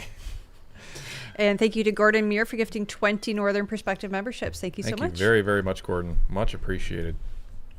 So just to let all the cat fans know, Proxy is here at our feet, and she's crying because she can't figure out how to get up on the table. Well, because she always wants to lay down right next to Pixel. So Proxy and Pixel are best friends now. And we have Chon for $7. Is Carney going to free Tibet like Trump did for Venezuela? Probably. Oh, wait a minute. I'll just say this. No. Lazarus for $5. This is how stupid the Liberal government is. Buy Canada while using a phone made in China, owned by an American company, and using an American app. Facts. And we have Gormist for $5. Anyone else have the UAE giving the same treatment to Canada as they do the UK for their 2026 bingo cards? Yeah. No. I didn't have Venezuela either, so I'm just going to throw my bingo card in the garbage. Peter Witten for $5. A professor told me long ago the media is the guardian of the public trust. I keep that in mind always and then employ your SIFT method. Awesome. I do have to make a slight correction, though. It's not our SIFT method. We didn't make it up. We just found it and thought it was really awesome. So it's not ours, but we do use it a lot. White Leader for $10. Don't think Trump would allow X-ban without serious consequences. For example, Kuzma. Yeah. Or depending on how you want to say it, USMCA, whatever. But, like, do you want to saber rattle anymore? Like, Carney is acting like Europe is as close to us as the U.S. is. Maybe he should take a boat back. And yeah, instead of a plane. Yeah. And then he will understand how far Europe is from Canada. Because maps obviously aren't doing it, and plane rides aren't doing it. Frederick McDonough, welcome back to NP Supporter. Great to have you back. Thank you. And Travel Fun for $5. I love the work you guys do. Keep up the excellent work. Appreciate it. Thank you very much. Granite Man for $2. What is your expectations from Carney in the China meetings? I have I wonder if they're going to negotiate for Alberta's oil. Yeah. That's what I'm thinking. What the problem is it's harder to get it there. Right, because we have no path to Tidewater right now. Well, there's the Trans Mountain Pipeline, but that doesn't. Keystone. That doesn't go through BC, does it? It goes through the top, I think. But there's he's going to have to get something over there. I think the biggest disaster for him is if he comes back and nothing's done. Then he comes back from China and nothing, and he accomplishes nothing. He's going to get his ass handed to him by everybody. I think by everybody when he comes back. No, there's still going to be a few liberals going, "He's fabulous. Oh yeah, I love him. He's so amazing. He's so amazing." Kate Pacey for $2. Bell just laid off 700 people. Ouch. And they'll have to lay off more if X goes down. Like, if they ban X, that literally could be that last tipping point that brings down the legacy media. Yeah. And it was funny because we were talking to Vesper about this, and I said, in a way, it'd almost be a good thing if X went away. Just for that. Like, there'd be a lot of other really, really bad collateral consequences for it. But just for that one thing. Wouldn't that be interesting? Just for a day to see what happens. And Whit G, Happy New Year. Thanks for what you were doing. Thank you very much for your support. Pam Lambert, member for 24 months. In the UK, they jail people for flying the British flag. UK is so messed up. That's weird. Haven't heard that one before. That's a new one. I know I have some distant cousins in Germany, and they were saying that they can't talk bad about the government. If you post something negative about the government online, you're in a lot of trouble. UK, I thought was fine. It was Germany. That's what I just said. Oh, Germany. Yeah. I Okay. have cousins in Germany. Yeah, you can have Germany at that point a couple months ago. Germany had something like 800 or 900 outstanding lawsuits against its own citizens. Oh, look who it is. How dare you? Member for 13 months. If we are lucky, China will keep Ma like they did the Michaels. Oh, ouch. Well, he's another Michael, right? Emotional damage. Dang. That was crazy. That was pretty savage. Lazarus for $5. Carney keeps pushing us closer and closer to China. How fast Trump would kick open our country's door, and then we're American overnight. I don't know about that, but it's getting weird. It's getting very weird. Sean for $7. I'm more concerned about China than the U.S. How's Hong Kong doing? It wasn't supposed to be autonomous until 2047. Hong Kong's a bad scene, and all the folks that left Hong Kong to come here because they were pro-democracy, Joe Tay being one of them, are still being persecuted. It's crazy. Yeah. Granite Man for $2. Venezuela, larger army than Canada. Easy for USA. Well, the other piece of propaganda that has been repeated ad nauseum is Canada is increasing its armed forces size by 300,000 for public servants, and then they show these pictures of these fully outfitted armies. Meanwhile, this is the same claim that they said that they're going to offer service for anyone in the 300,000 public servants that wants to, and they'll give them a week of training. What? There's and you see all the bots on these because someone's like, "Oh, I'm 78 and I'd volunteer right now. I'd volunteer. So why aren't you in the army now? Oh wait, you're not real because you're a bot and you're just trying to push engagement on this thing. It is astounding, and I'm seeing it posted over and over and over again. Kimberly, hold on. Beaulieu, I think. For $7. Thoughts on Alberta separating? My hubby, Brendan says, hi. Government deserves the scare. So we've been asked this a long time, and our thoughts are Canada's stronger together, and that's it. And like I completely understand why folks in Alberta feel like they want to leave, because Ottawa's doing all this stupid garbage, like, you know, banning pipelines, and they're banning oil tankers, and there's talk of, you know, online harm censorship and all this garbage. But I think we can all fight it together, and that's kind of our mission here at Northern Perspective. And we disagree with some people, but that's okay. That's okay. So we still love you guys out in Alberta, each and every one of you. So Doo-doo for $50. I can't be angry at the people of America because before all this current nonsense, America and Canada were closer than brothers and always had each other's back. Facts. And let's face it, almost every Canadian has family and friends who are American. Yeah. Yeah. 100%. Yeah, family and or friends. So why would we want to break that? And people say, well, Trump did it. No. Trump is doing his policy stuff, and he's hurting Canada. Correct. But that doesn't change the fact that we still have relations with American businesses. We still have relations with Americans. That doesn't have to change. Tariffs are not going to make me stop talking to my American friends. That's silly. And like, there's some Canadian businesses, there's stuff that's more expensive up here.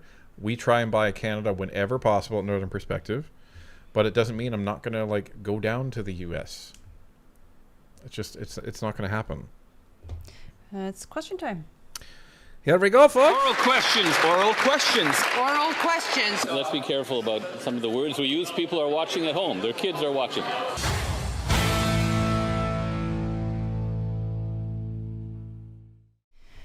All right, it is question period time. If you'd like to ask a question, please tag at Randy from Northern Perspective, and he will copy and paste your question for us. I'm going to read as many as we can, as fast as we can. First one is from That Real OG. It says, hey guys, Tanya, you have said you are a comic book fan. What Marvel/DC comics are you a fan of? I don't really read like the superhero ones, but I like kind of more like the graphic novels. My favorite series was Fables, and that went on for like 10 years. It was really good. And then another one was, it's called Why the Last Man. I really like that one because it's like, what happens if every male creature on Earth just dies? And it's not a feminism thing. It's actually really... It's a thought experiment. Yeah, it's really, really well written, and it just, to me, it kind of shows the importance of men and society and how we need to work together. So yeah, I think those are my favorites. And I think I got you. Is it From Hell? Yes, but I haven't read it yet. No. It's like this thick.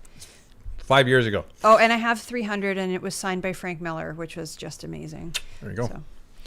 Ryuchi88 asks, should CPC bring out platform planks that Liberals cannot match from now? It may help them stay high in the news cycle. So the catch is that I think they do that. I think they do that. Carney won't match, like this whole pipeline thing. Like they've leaned into that because they're betting on the fact that Carney won't do it.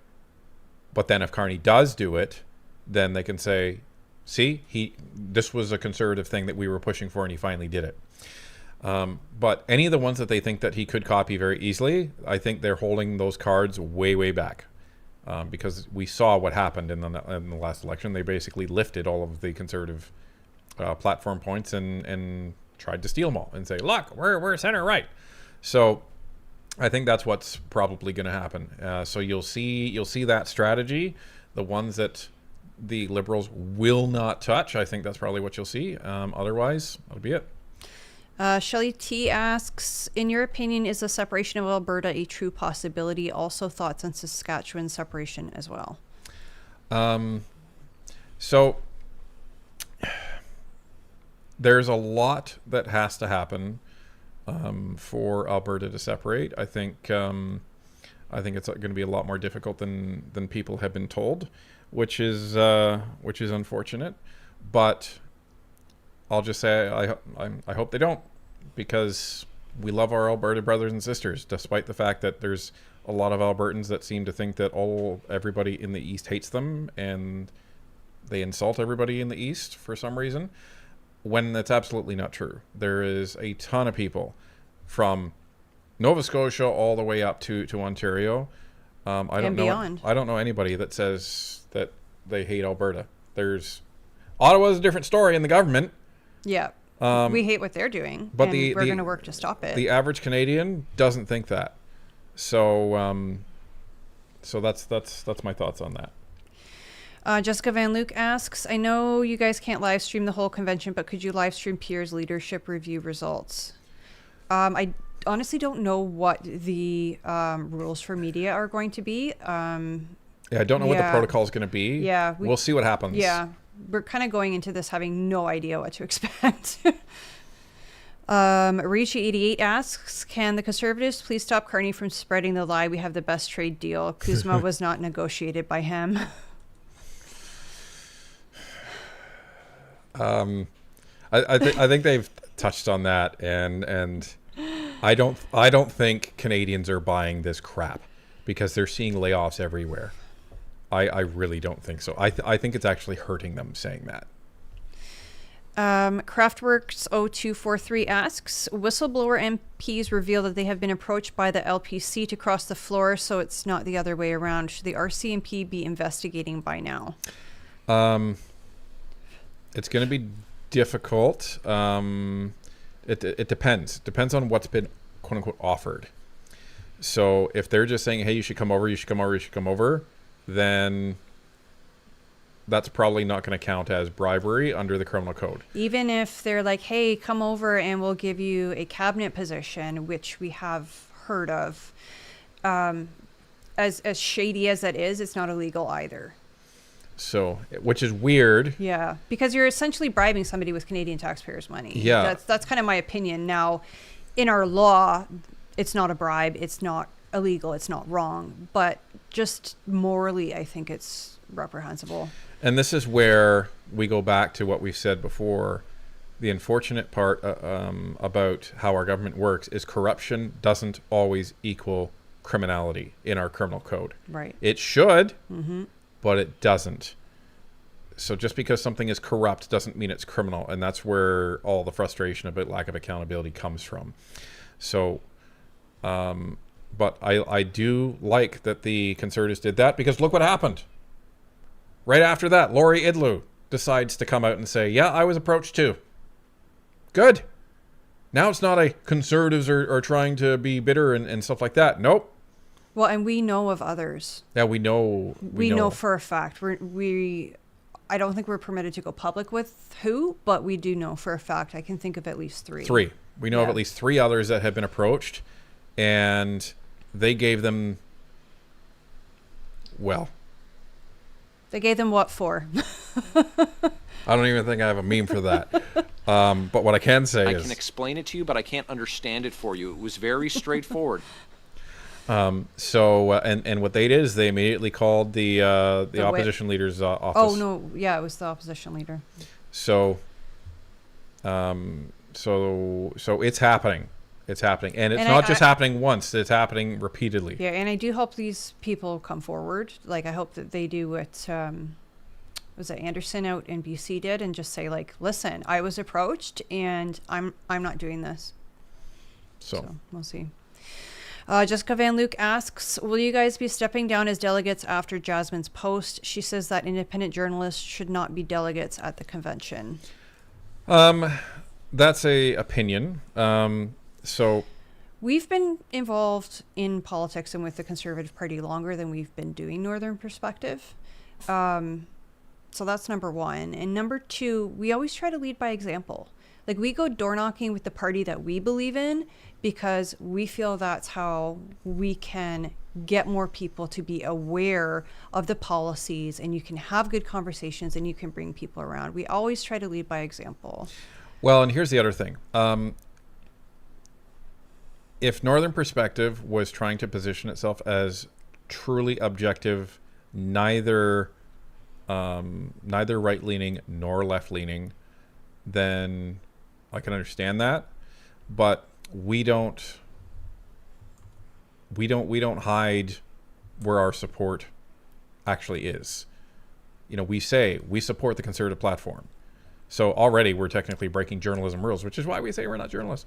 Well, and that's the other thing is we say repeatedly, we are not journalists. We're just two Canadians who are very interested in politics and want to teach our countrymen about it, because I think that education is the solution.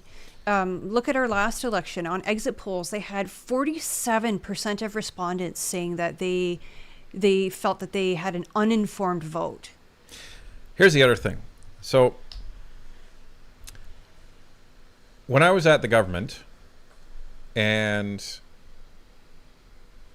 right before I exited the government, it was almost that same argument, that I wasn't allowed to speak out to criticize the government in power, the government of the day.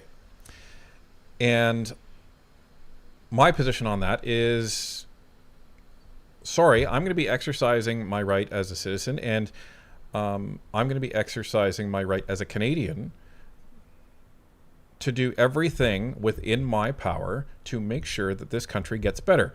And part of that is becoming a delegate for the Conservative Party, so that, sure, you know, I can vote in the leadership review, but I can also participate in debate at the convention for a lot of policy issues that are on the table, because some of them I don't agree with.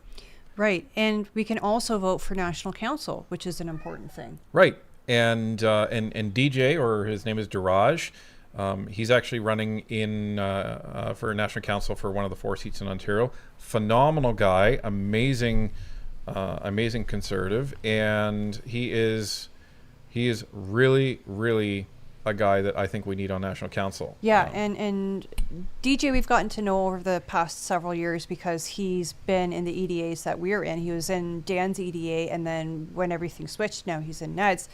And he's just a really hard worker and a great guy. And he's been in campaigns. He's been everywhere. Yeah, and so we're excited that we're going to be able to vote for our friend. And so he has our full support. And the other thing is that, again, back to Tonya, we show Canadians that we practice what we preach. Yeah. We tell Canadians to get involved, so we get involved. We tell Canadians to get out door knocking, so we get out door knocking. We tell Canadians, join your EDA, we join EDAs. In some cases, we join multiple EDAs. But you have to practice what you preach. You can't just, this is not the time to be sitting by, in our opinion. And this isn't indicting anything that Jasmine's saying. We respect Jasmine. She has the right to do whatever she feels is right for herself. But when it comes to this, we're not journalists. And our job is to fight for Canada now, because Canada needs fighting for right now. Right. Our job is to lead by example, and not just with Northern Perspective, but in life in general. And I think Northern Perspective is important because we're able to teach Canadians how to get involved. I didn't know any of this stuff before we started getting involved. Like, I didn't even know what a point of order is, So I think that what we're doing in teaching Canadians is is not in conflict with being delegates at convention. So for those that do consider themselves impartial journalists, maybe that makes sense for them. But I can tell you, doesn't make sense for us because, as I say, I get up every morning and I look my son in the face and I say, how am I going to make Canada better for him today, and how I'm going to make sure that there's going to be a prosperous Canada for him tomorrow? And that's by getting involved and getting up off my ass and not sitting behind the screen. So. Next question is from Ricci88. It says, should the Conservatives change their nomination process so that there are only grassroots candidates and not appointed ones? No. And the reason for that is sometimes they can't find a candidate, so they have to kind of drop one in. Well, and sometimes you actually have cases where candidates drop out. Sometimes you have situations where you have to, because of a political situation at the start of the election, you have to remove a candidate, when we've seen it multiple times. So if you actually take that out, that would mean that the party would be in a situation where they could not replace that candidate by appointment. And other parties would take full advantage of that. They would start some sort of scandal, and like you can't prove it, but reading the tea leaves, there's a lot of speculation that has happened many times, and other parties would take full advantage of that. So I think that's a problem. But they need to prioritize that, and some of the things that they need to do is, when they disqualify a candidate, they need to tell them why, because right now they don't, not all the time. And they need to tell them sooner rather than later. Right. They can't just string people along, and that has happened. Full transparency, that's happened, where they let people sell memberships and they're out there for months and months and months and months and months, and they seem to take the attitude of, well, they're out there selling memberships, so we might as well let them do it, even though we know full well that we're not going to allow them to actually be the candidate. That's not cool. No, it's not. And that's up to the EDA president. Like that's not the politicians themselves. That's the pencil pushers. So. Next one is from Daisy Stiley. It says, what are the chances that large-scale deportations will really happen when the cons get in? With resources and police morale being low, I doubt it will be done. So I think, I'm not sure. I'm not sure how they would handle that. I think it's probably going to, the deportations would be done for people who do not belong in Canada. So maybe their visas expired, maybe they came here under false pretenses, like they lied and said they didn't have a criminal record when actually they did, or maybe they're on permanent residency and they committed a crime, these sorts of things. So I think you will see more of them under the Conservative government because they're going to be clamping down on crime. What I see the Conservatives doing first before they do any of that is they're going to stop the bleeding, and they're going to and they don't have to think very hard about fixing our immigration system. They just have to put it back to where it was. Yeah. And so they already know how to fix it. So they got to stop the bleeding for one, and then they can focus their attention on who's here. So. Next one is from Wendy Kitt. It says, Ryan, do you think someone will step in and run against Doug Ford? Is that possible? I have a feeling, based on conversations, that Doug Ford may resign within the next year. And based on that, you will see a leadership race for the Ontario Progressive Conservative Party. That's what we've heard. This one is from Rhonda D. It says, Carney brags that he has a security clearance. So if foreign interference is a concern, why isn't he doing something about it? Do other MPs have it or just the leaders? This is the question. So Yves Blanchette already has a security clearance. Has the NSACOP security clearance. Yeah. Let's be very specific. Yeah, because all members of Parliament have a security clearance. Like when we go visit Parliament, we have to go through airport security. I had a security clearance. Right. When our MP goes to Parliament, well, he's employed there, so he just bypasses all that because they know they can trust him, right? They've done the security clearance, they've done the background checks. So. Yeah. So, but Carney knows more than everybody else. I can tell you that. So. Yeah, because he's going to have top secret clearance as the Prime Minister. Yep. Now, there are other MPs that have the NSICOP clearance. There's several of them on that, what is it, the NSICOP board? Oh, it's the NSICOP committee. So they do have that same clearance, and that's what they were offering to the party leaders so that they could see who's on that list. But that came with the caveat that it would essentially muzzle them and prevent them from speaking out about it. Yep. Mumi BY asks, I was wondering if Ryan and Tanya saw the episode of Law & Order SVU that was about a site teenagers were using to make intimate photos of classmates. Can it be made illegal? So it is illegal. You cannot make any media that is explicit that is of minors, like zero. You can't do it. You can make media of adults that is explicit, but you have to have their consent to do that. And then if you publish and distribute that, that is a completely separate issue. So it is illegal already, and it's illegal to distribute and possess. So hopefully that answers the question. Reggie LB asks, was Doug Ford under investigation? Is he stepping down? He is under RCMP investigation. As far as we heard. Yes. Yeah. Zara London asks, when we have a federal election in 2026, I hope, what riding would Pierre be running in, or does he stay in Battle River Crowfoot? He won't stay. I would be... I can't say he won't. I would be surprised if he did stay in Battle River Crowfoot. I expect to see Damien Keurig back running in Battle River Crowfoot, which is why you should have an appointment. And I would expect him to pick another riding. I don't know what riding that would be, because you have to pick something that you expect to win, and that you need to pick a riding where, unfortunately, as the leader, your presence isn't going to be that much required in order to win it, because you need to be everywhere else in the country. Yeah. So that's going to be the pickle and the hard decision that is going to happen. And you may actually have to ask another MP, is it okay if you retire now? And there are some options to ask some MPs that are older. They've been in government for a long time. But I think that's the route he's probably going to go. Matthew Reese asks, if you were the Prime Minister, what would be the first thing you would do? And can we see the cat AI image? Okay, Do a vote. Ryan's...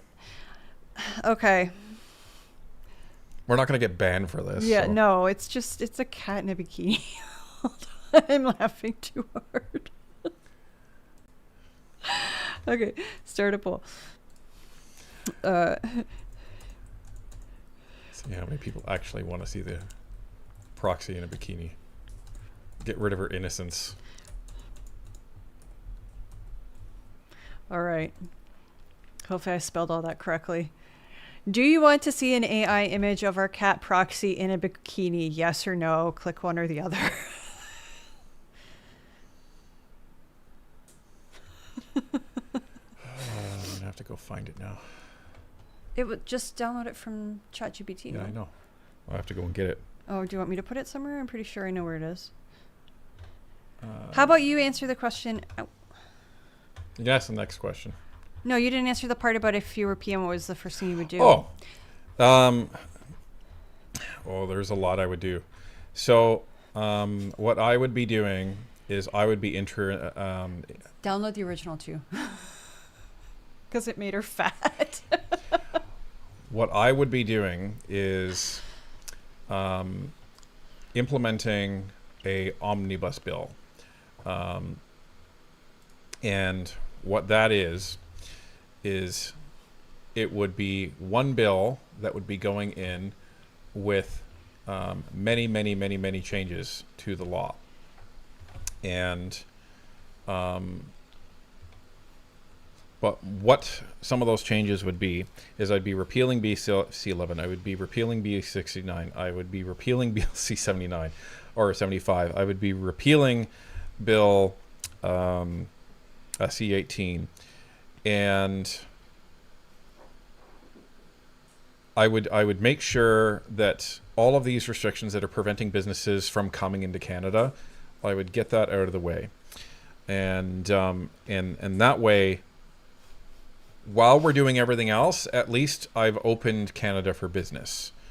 That is what I would do. And part of that omnibus bill would also be some temporary tax breaks for businesses, so it further incentivizes them to get into this country, because we need businesses to come here, and we need more jobs, and we need to stop the bleeding and people leaving this country. So there's so many things that need to be fixed, but that would probably be the first thing. It would be an omnibus bill to do many, many things at once.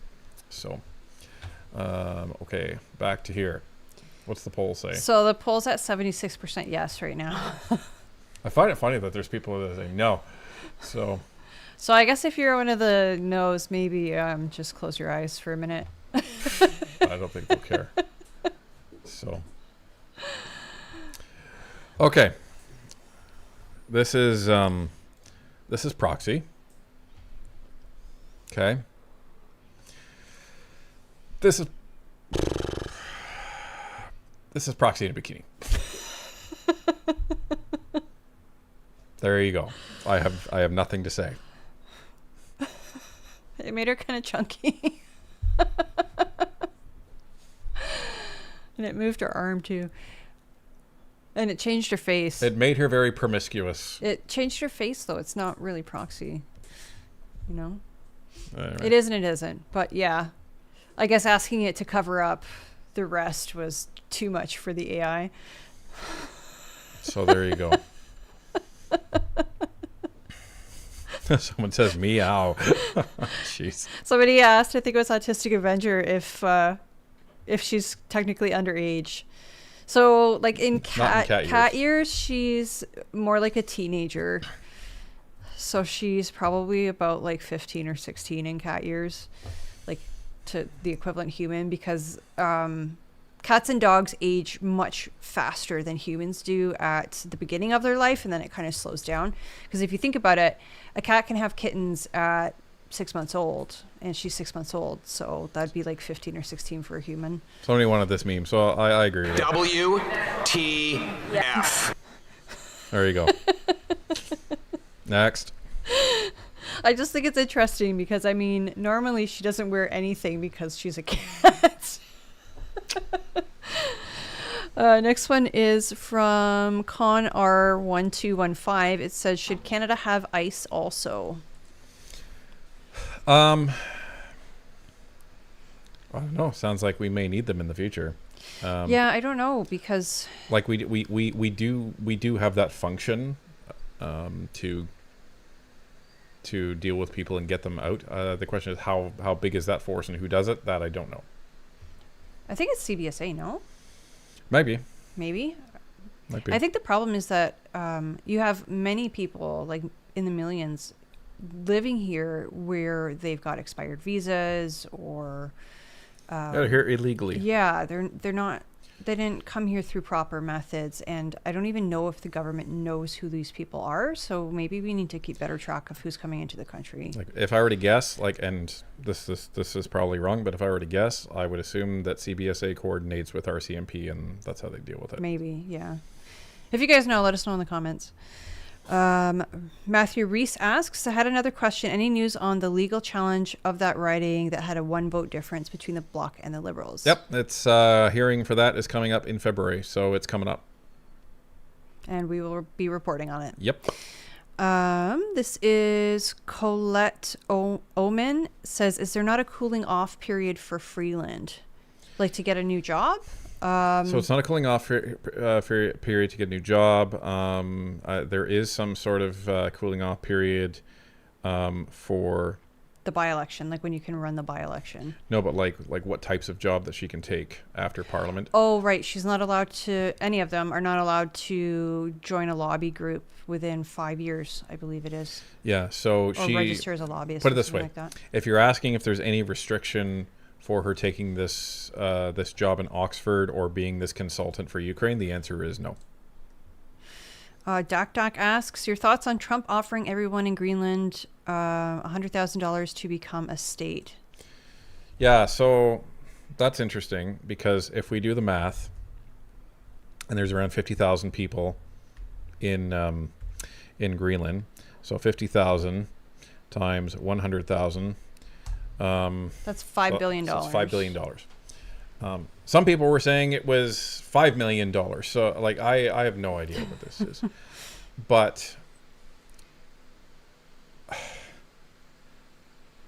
that's gonna cause huge inflation in Greenland because you're dumping $5 billion of currency into a population of 50,000.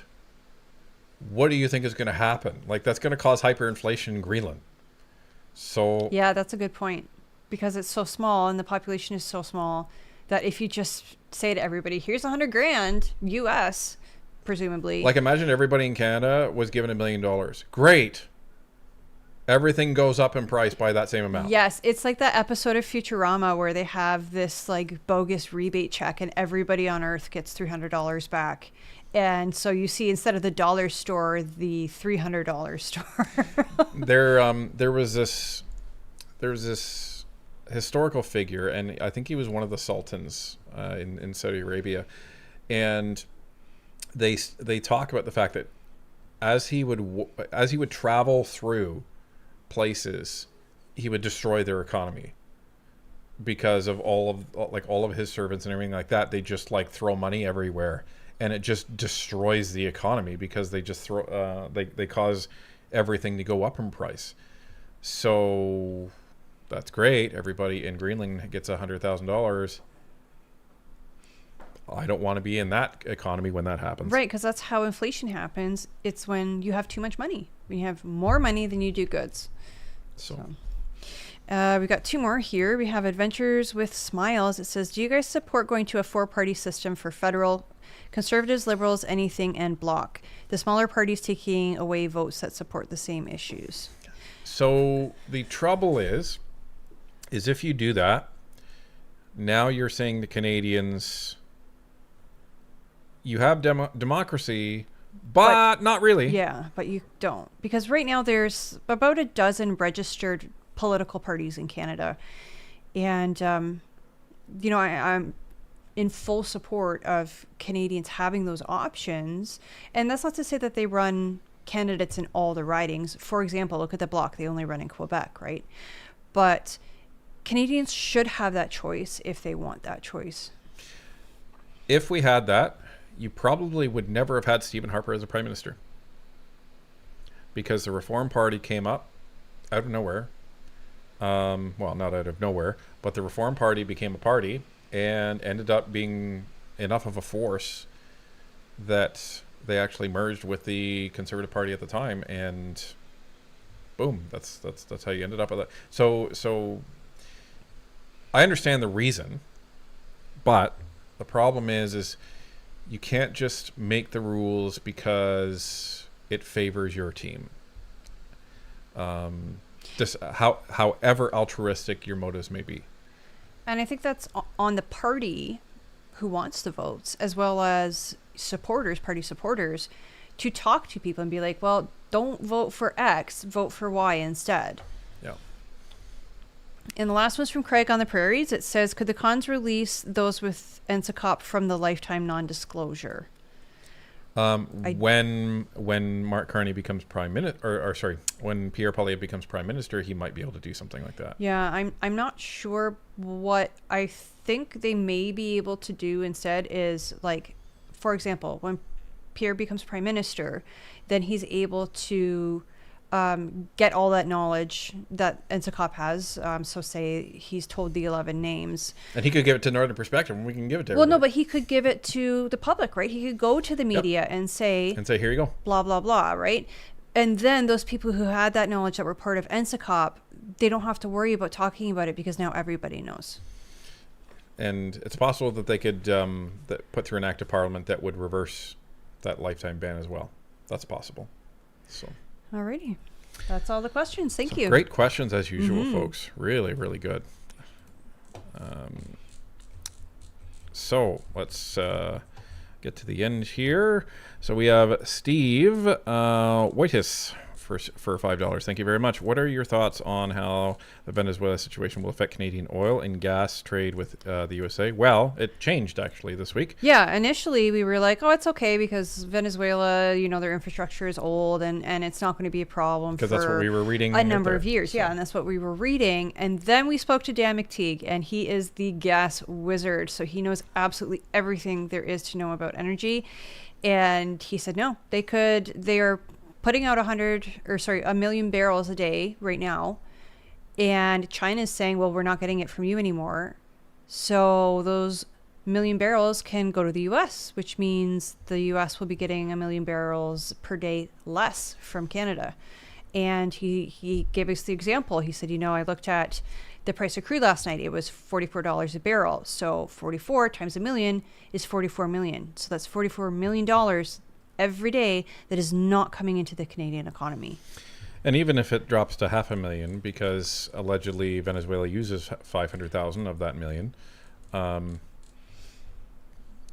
okay, so now it's 22 million a day that you displace from Alberta. So, but it's still a significant amount of money. Yeah, so it's an issue. But if you're curious about it, we have that interview with Dan McTeague. We dropped it this week. It's up on our channel. Go take a look. And I was looking at you for the next question. And let me see here. This is $10. Thank you very much from Mary Lou Cleveland. Thank you very, very much for that. HD Dave for $5. Canadian citizens aggressively hate Americans than the other way around. Unfortunately, that's my experience anyway. Yeah, it seems that way, unfortunately. And well, you shouldn't. Again, don't hate somebody just because of their nationality. Yeah. Hate them because of who they are as a person. As weird as that sounds. You're a garbage human because you don't like animals and you're mean to little old ladies. I know some people that were born in Canada that I don't like very much, and I know some people that were born in Canada that I really like. I know some people that were born in Iran that I don't like very much, and I know some people in Iran that I consider very close friends. So it all depends. Judge the person by who they are, not by where they came from. There you go. Heather Marie for $7. So apparently someone asked Grok who Justin Trudeau's biological father was. Ha ha ha. Nice. I think you missed someone from Rabusadis. Rabusadis for $5. Regarding propaganda, I mean, Climate Barbie is famous for her clip about repeating the same thing over and over till it becomes true, just like a Goebbels said. Well, that's actually, it's funny. Maybe it's not funny, but it's kind of eerie how many lessons all political people take from the National Socialist movement and the Nazis in World War II, because they modernized propaganda, and it was so effective that, and I don't, it doesn't surprise me, because if something works, then you use it. But there are so many different tactics that they used that are still employed today. It's crazy. And a little disturbing too. Megaman Zero for $5. One person on welfare is a statistic. 1 million people on welfare is a tragedy. True. 100%. True. It's like when the Liberals say, "Oh, we're starting this school food program because kids are going hungry and they need it." They don't address the core of the issue, which is the fact that Canadian families cannot afford groceries. They are expected to spend, I think it's close to $17,000 this year on groceries. That's insane. This is the insanity. So Canadians can't afford groceries because they don't have enough money. So the government says, I know, I have a solution. I will take more money from you, and then you'll be able to afford it. Right. And Samantha Satin joining the NP support. Thank you very much. Gordon Hefferman with a $10 super thanks. Thank you very much. Doo for $10 with Venezuela oil under American control, the only place China can get the heavy crude it needs is from Canada. So Carney's Chinese masters might demand Carney builds the pipeline ASAP. Could be. Who knows? And if he gets it, Carney's going to be like, "Oh, I accomplished this. Congratulations." That's like saying, "Guys, I made the team. You were the last pick. Congratulations for being last, for being the only option. Should we give you a prize? So that's what I'm waiting to see if that happens. Joe Mama for $5. What do you think about some liberals now saying we need a pipeline after Trump captured Maduro and started reinvesting into Venezuela? The hypocrisy. It's ridiculous. Yeah, it is ridiculous. And it just goes to show the difference between this government, they're reactive, versus the Conservative Party, who was going to be proactive in this regard. And during the next election, you'll probably hear this a lot. You'll probably hear the Conservatives say, remember what we were saying in the last election? And remember what we didn't do? And look what happened. And they'll be able to say this because even if they say, okay, we'll build a pipeline now, it's going to take years to build that pipeline. Many years. Yeah. So we'll see what happens. Mercedes for $2. Ryan, I know people who work for Cloudflare. I'm sure you do. I'm sure you do. John for $7. Canada is a post-national state. JT said that was the plan, wasn't it?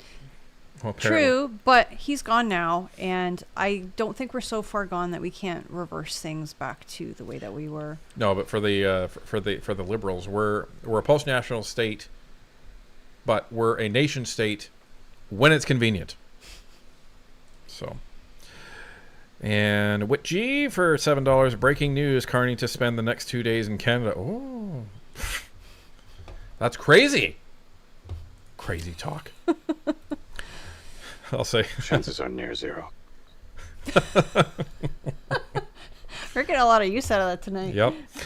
Granite Man for $2. Carney deal with China EVs port construction. I guess we'll see. If he takes off the EV ban, that's not going to go over well. Problem is he takes off the EV ban, then the canola tariffs will probably go down for China. Oh, from China. But you want to completely destroy the auto sector? Pull those EVs in here. Let's see what happens.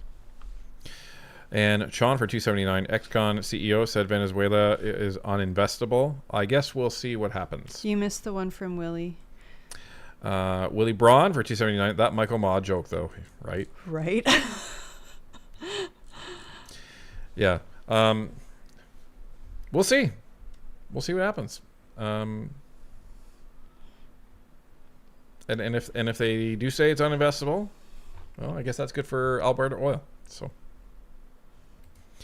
Due to for $20. To be honest, I think the Alberta separation effectively cutting off the credit card will be the kick in the butt the Canadians need to see how rough Canadian situation is. I think so. Maybe. Heather Marie for $2.79. Love the water bottle liberal, Ryan. Right? Ice. Oh, goodness. Autistic Avenger for $2. Ryan, what's your favorite MCU movie? Say Endgame. I think that was neat. I'll probably defer to that. They all got terrible after that, like terrible. And I didn't even see all of the ones. I saw most of them, but I didn't see all of the ones leading up to Endgame. Damien McNeil for $10. I'm falling behind. Had to pause for a bit. If they have to pass a new bill to ban X, what was done a few years ago when TikTok was banned on government electronics? So we did talk about that, but because Ryan was there, you can rehash because it. The government is technically an organization. It's not, and they control the devices that happen in government. It would be like Bell banning TikTok on their company phones. It's the same thing. So when the government does it on their own government devices, they can say whatever they want because it's their devices. They own it. They control them. Marco Peruzza for $10. Given the rising under 35 conservative base, wouldn't a conservative framed student loan forgiveness policy help attract even more youth voters? We need the youth vote to win. That's a great idea. We do need the youth vote to win, and I think we have to encourage the young people that we know in our lives to get out and vote. The only catch is that, to my knowledge, there is no federal student loans. It's provincial. Oh, they're provincial.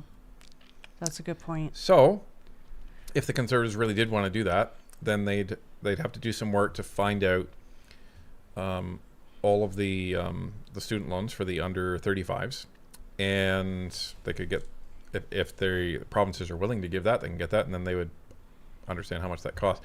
It's a lot of money, though. It's a lot of money. Yeah.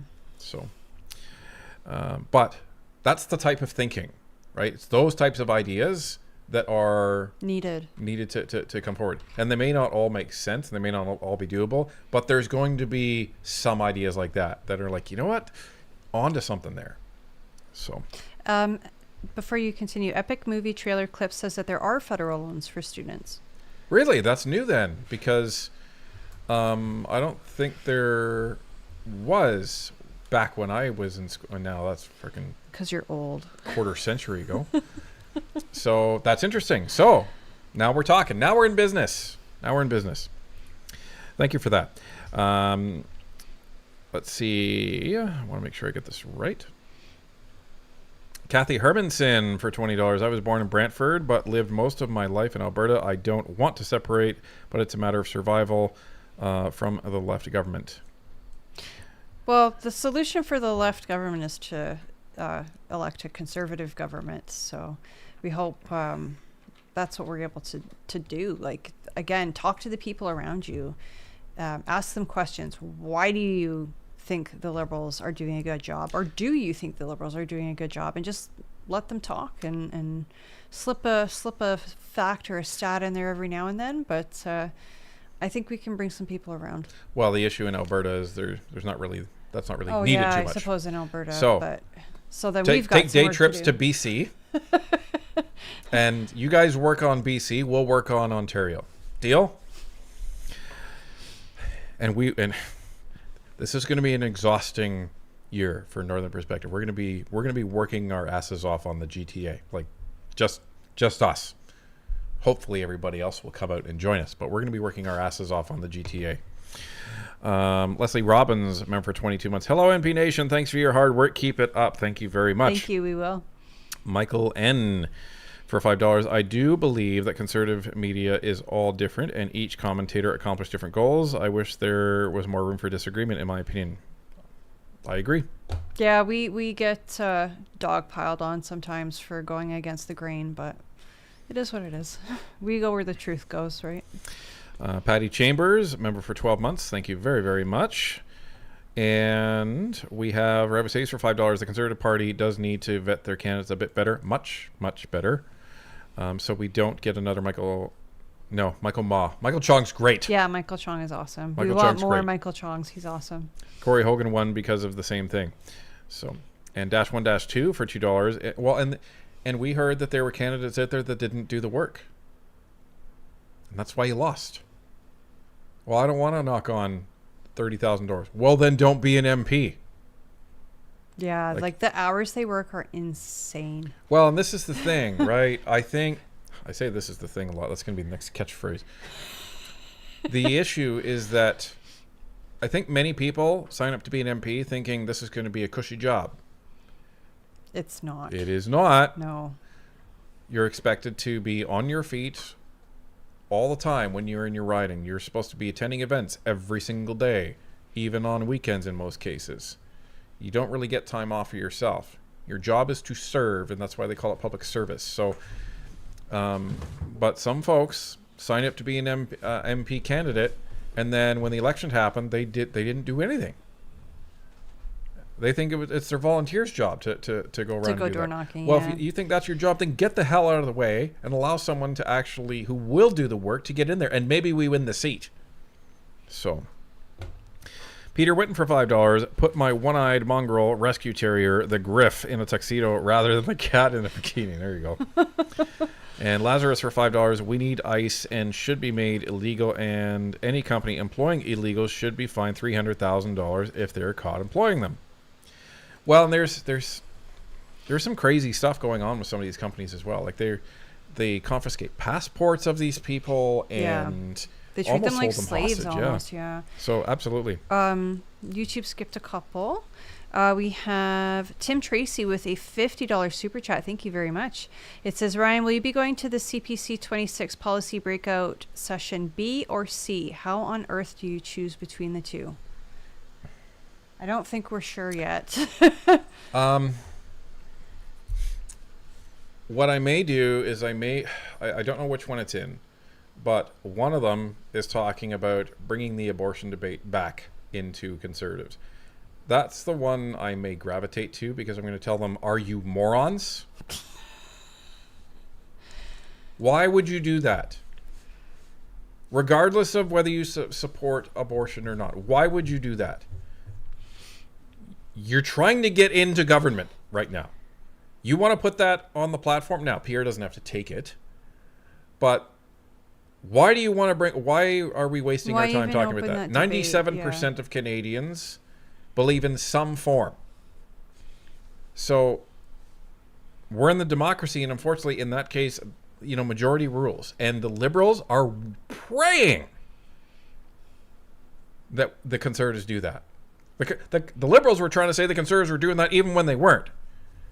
So why would we want to actually make that a reality? You will guarantee a Liberal supermajority in the next election if that makes it to the Conservative platform.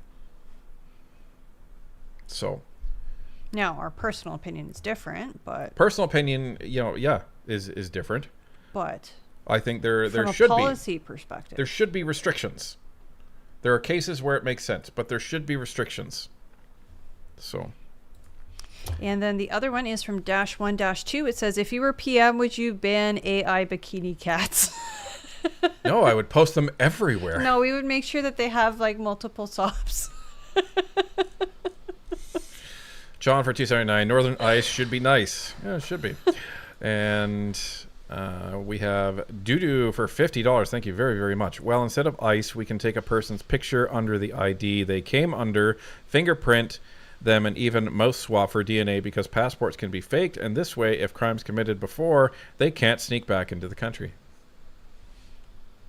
Maybe we need to start doing that now. As they come in, thank you, thank you, thank you, thank you. Then if they're arrested later, oh, you're that guy? And Jessica Van Luke for $7. Thank you very, very much. And Sean for $2.79. We need a party. You need a party boy party. And Construction Cronies, great to see you for $5. I am so sad to see what Canada is today. I honestly want a Republic of Alberta. Sorry, I can't see any way out of the corruption. And that's fine. We can agree to disagree. That's fine. Jim Ross for $10. I don't go to the U.S. because the Canadian dollar is so low that it makes it super expensive to go. I don't go because I don't like Americans. And that's fine. Everyone is entitled to their opinion. Rabbit Saves for $5. Sorry, I totally got the wrong Michael, much like the CCP. Oh, no. That was a good recovery. And Mega Man Zero for $5. I sent a PDF of my new book to Info at Northern Perspective. If you're interested in leaving a review, Ryan and Tanya. Okay, thank you very much. And Hathor for $14. My daughter's federal student loan encompasses about 40%-ish. Okay. Oh, interesting. Gotcha. Thank you very much for that. All right, folks. Well, it's been an interesting Sunday. Thanks for hanging out with us. A very interesting evening. We had bikini cats and abductions of Michaels and the wrong Michaels. It's lots of fun, and it's crazy. Lots of crazy things. But anyhow, the point is, it's going to be, I think, a very crazy year, and we need to keep going. We need to keep getting involved. It's not a spectator sport. Get out there. And sounds like people are gearing up to go to the convention. Can't wait to see everybody there. There's a bunch of people that that we have interacted with that have told us that they're going, which is awesome. And can't wait to meet everybody there. But still a couple of weeks to go. Construction Cronies member for 29 months. P.S. I will fight to the very end for Canada. Attaboy. Won't vote for independence if we get the change we deserve before the vote. Love you guys. Awesome.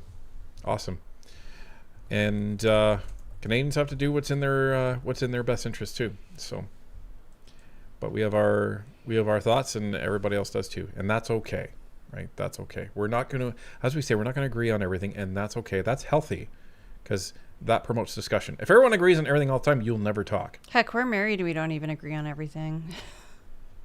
Let's not talk about that. Just except for getting an extra cat. Well, capitulation isn't necessarily agreement, so there you go. Anyway, folks, it's been a lot of fun, and we will continue the new tradition and end on a high note. So until next time, we'll see you in the comments, and have a good night.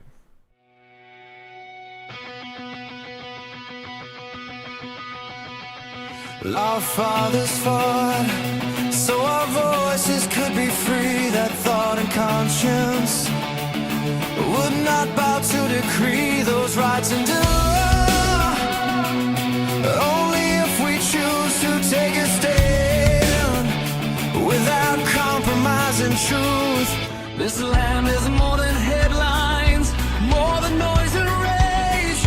We cut through all the chaos line by line, page by page. NP Nation, raise your voice tonight.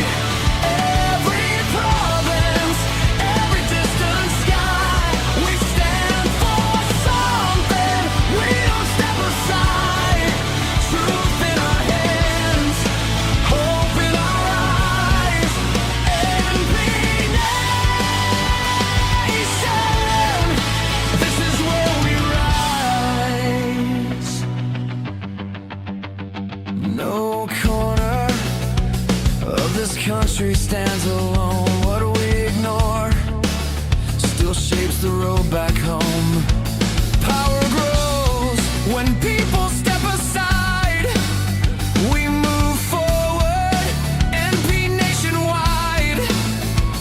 From the coastline to the prairies, mountain shadow, harbor rain, we carry all these stories, turn the fear into a flame. NP Nation, raise your voice tonight. Every province, every distant sky, we stand for something. We don't step aside.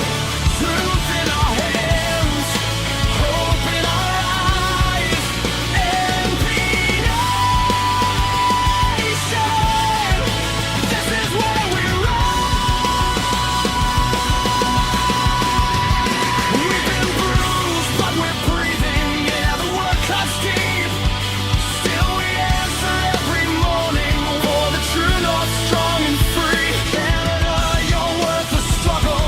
Every question, every call. We're exhausted, but we're upright. We refuse to watch you fall. NP Nation, raise your voice tonight. Every province, every distant sky, we stand for something. We don't step aside. Truth in our hands, hope in our eyes. NP Nation, this is where we rise. Freedom thrives when truth is on our side, when we resist despair and the power that divides.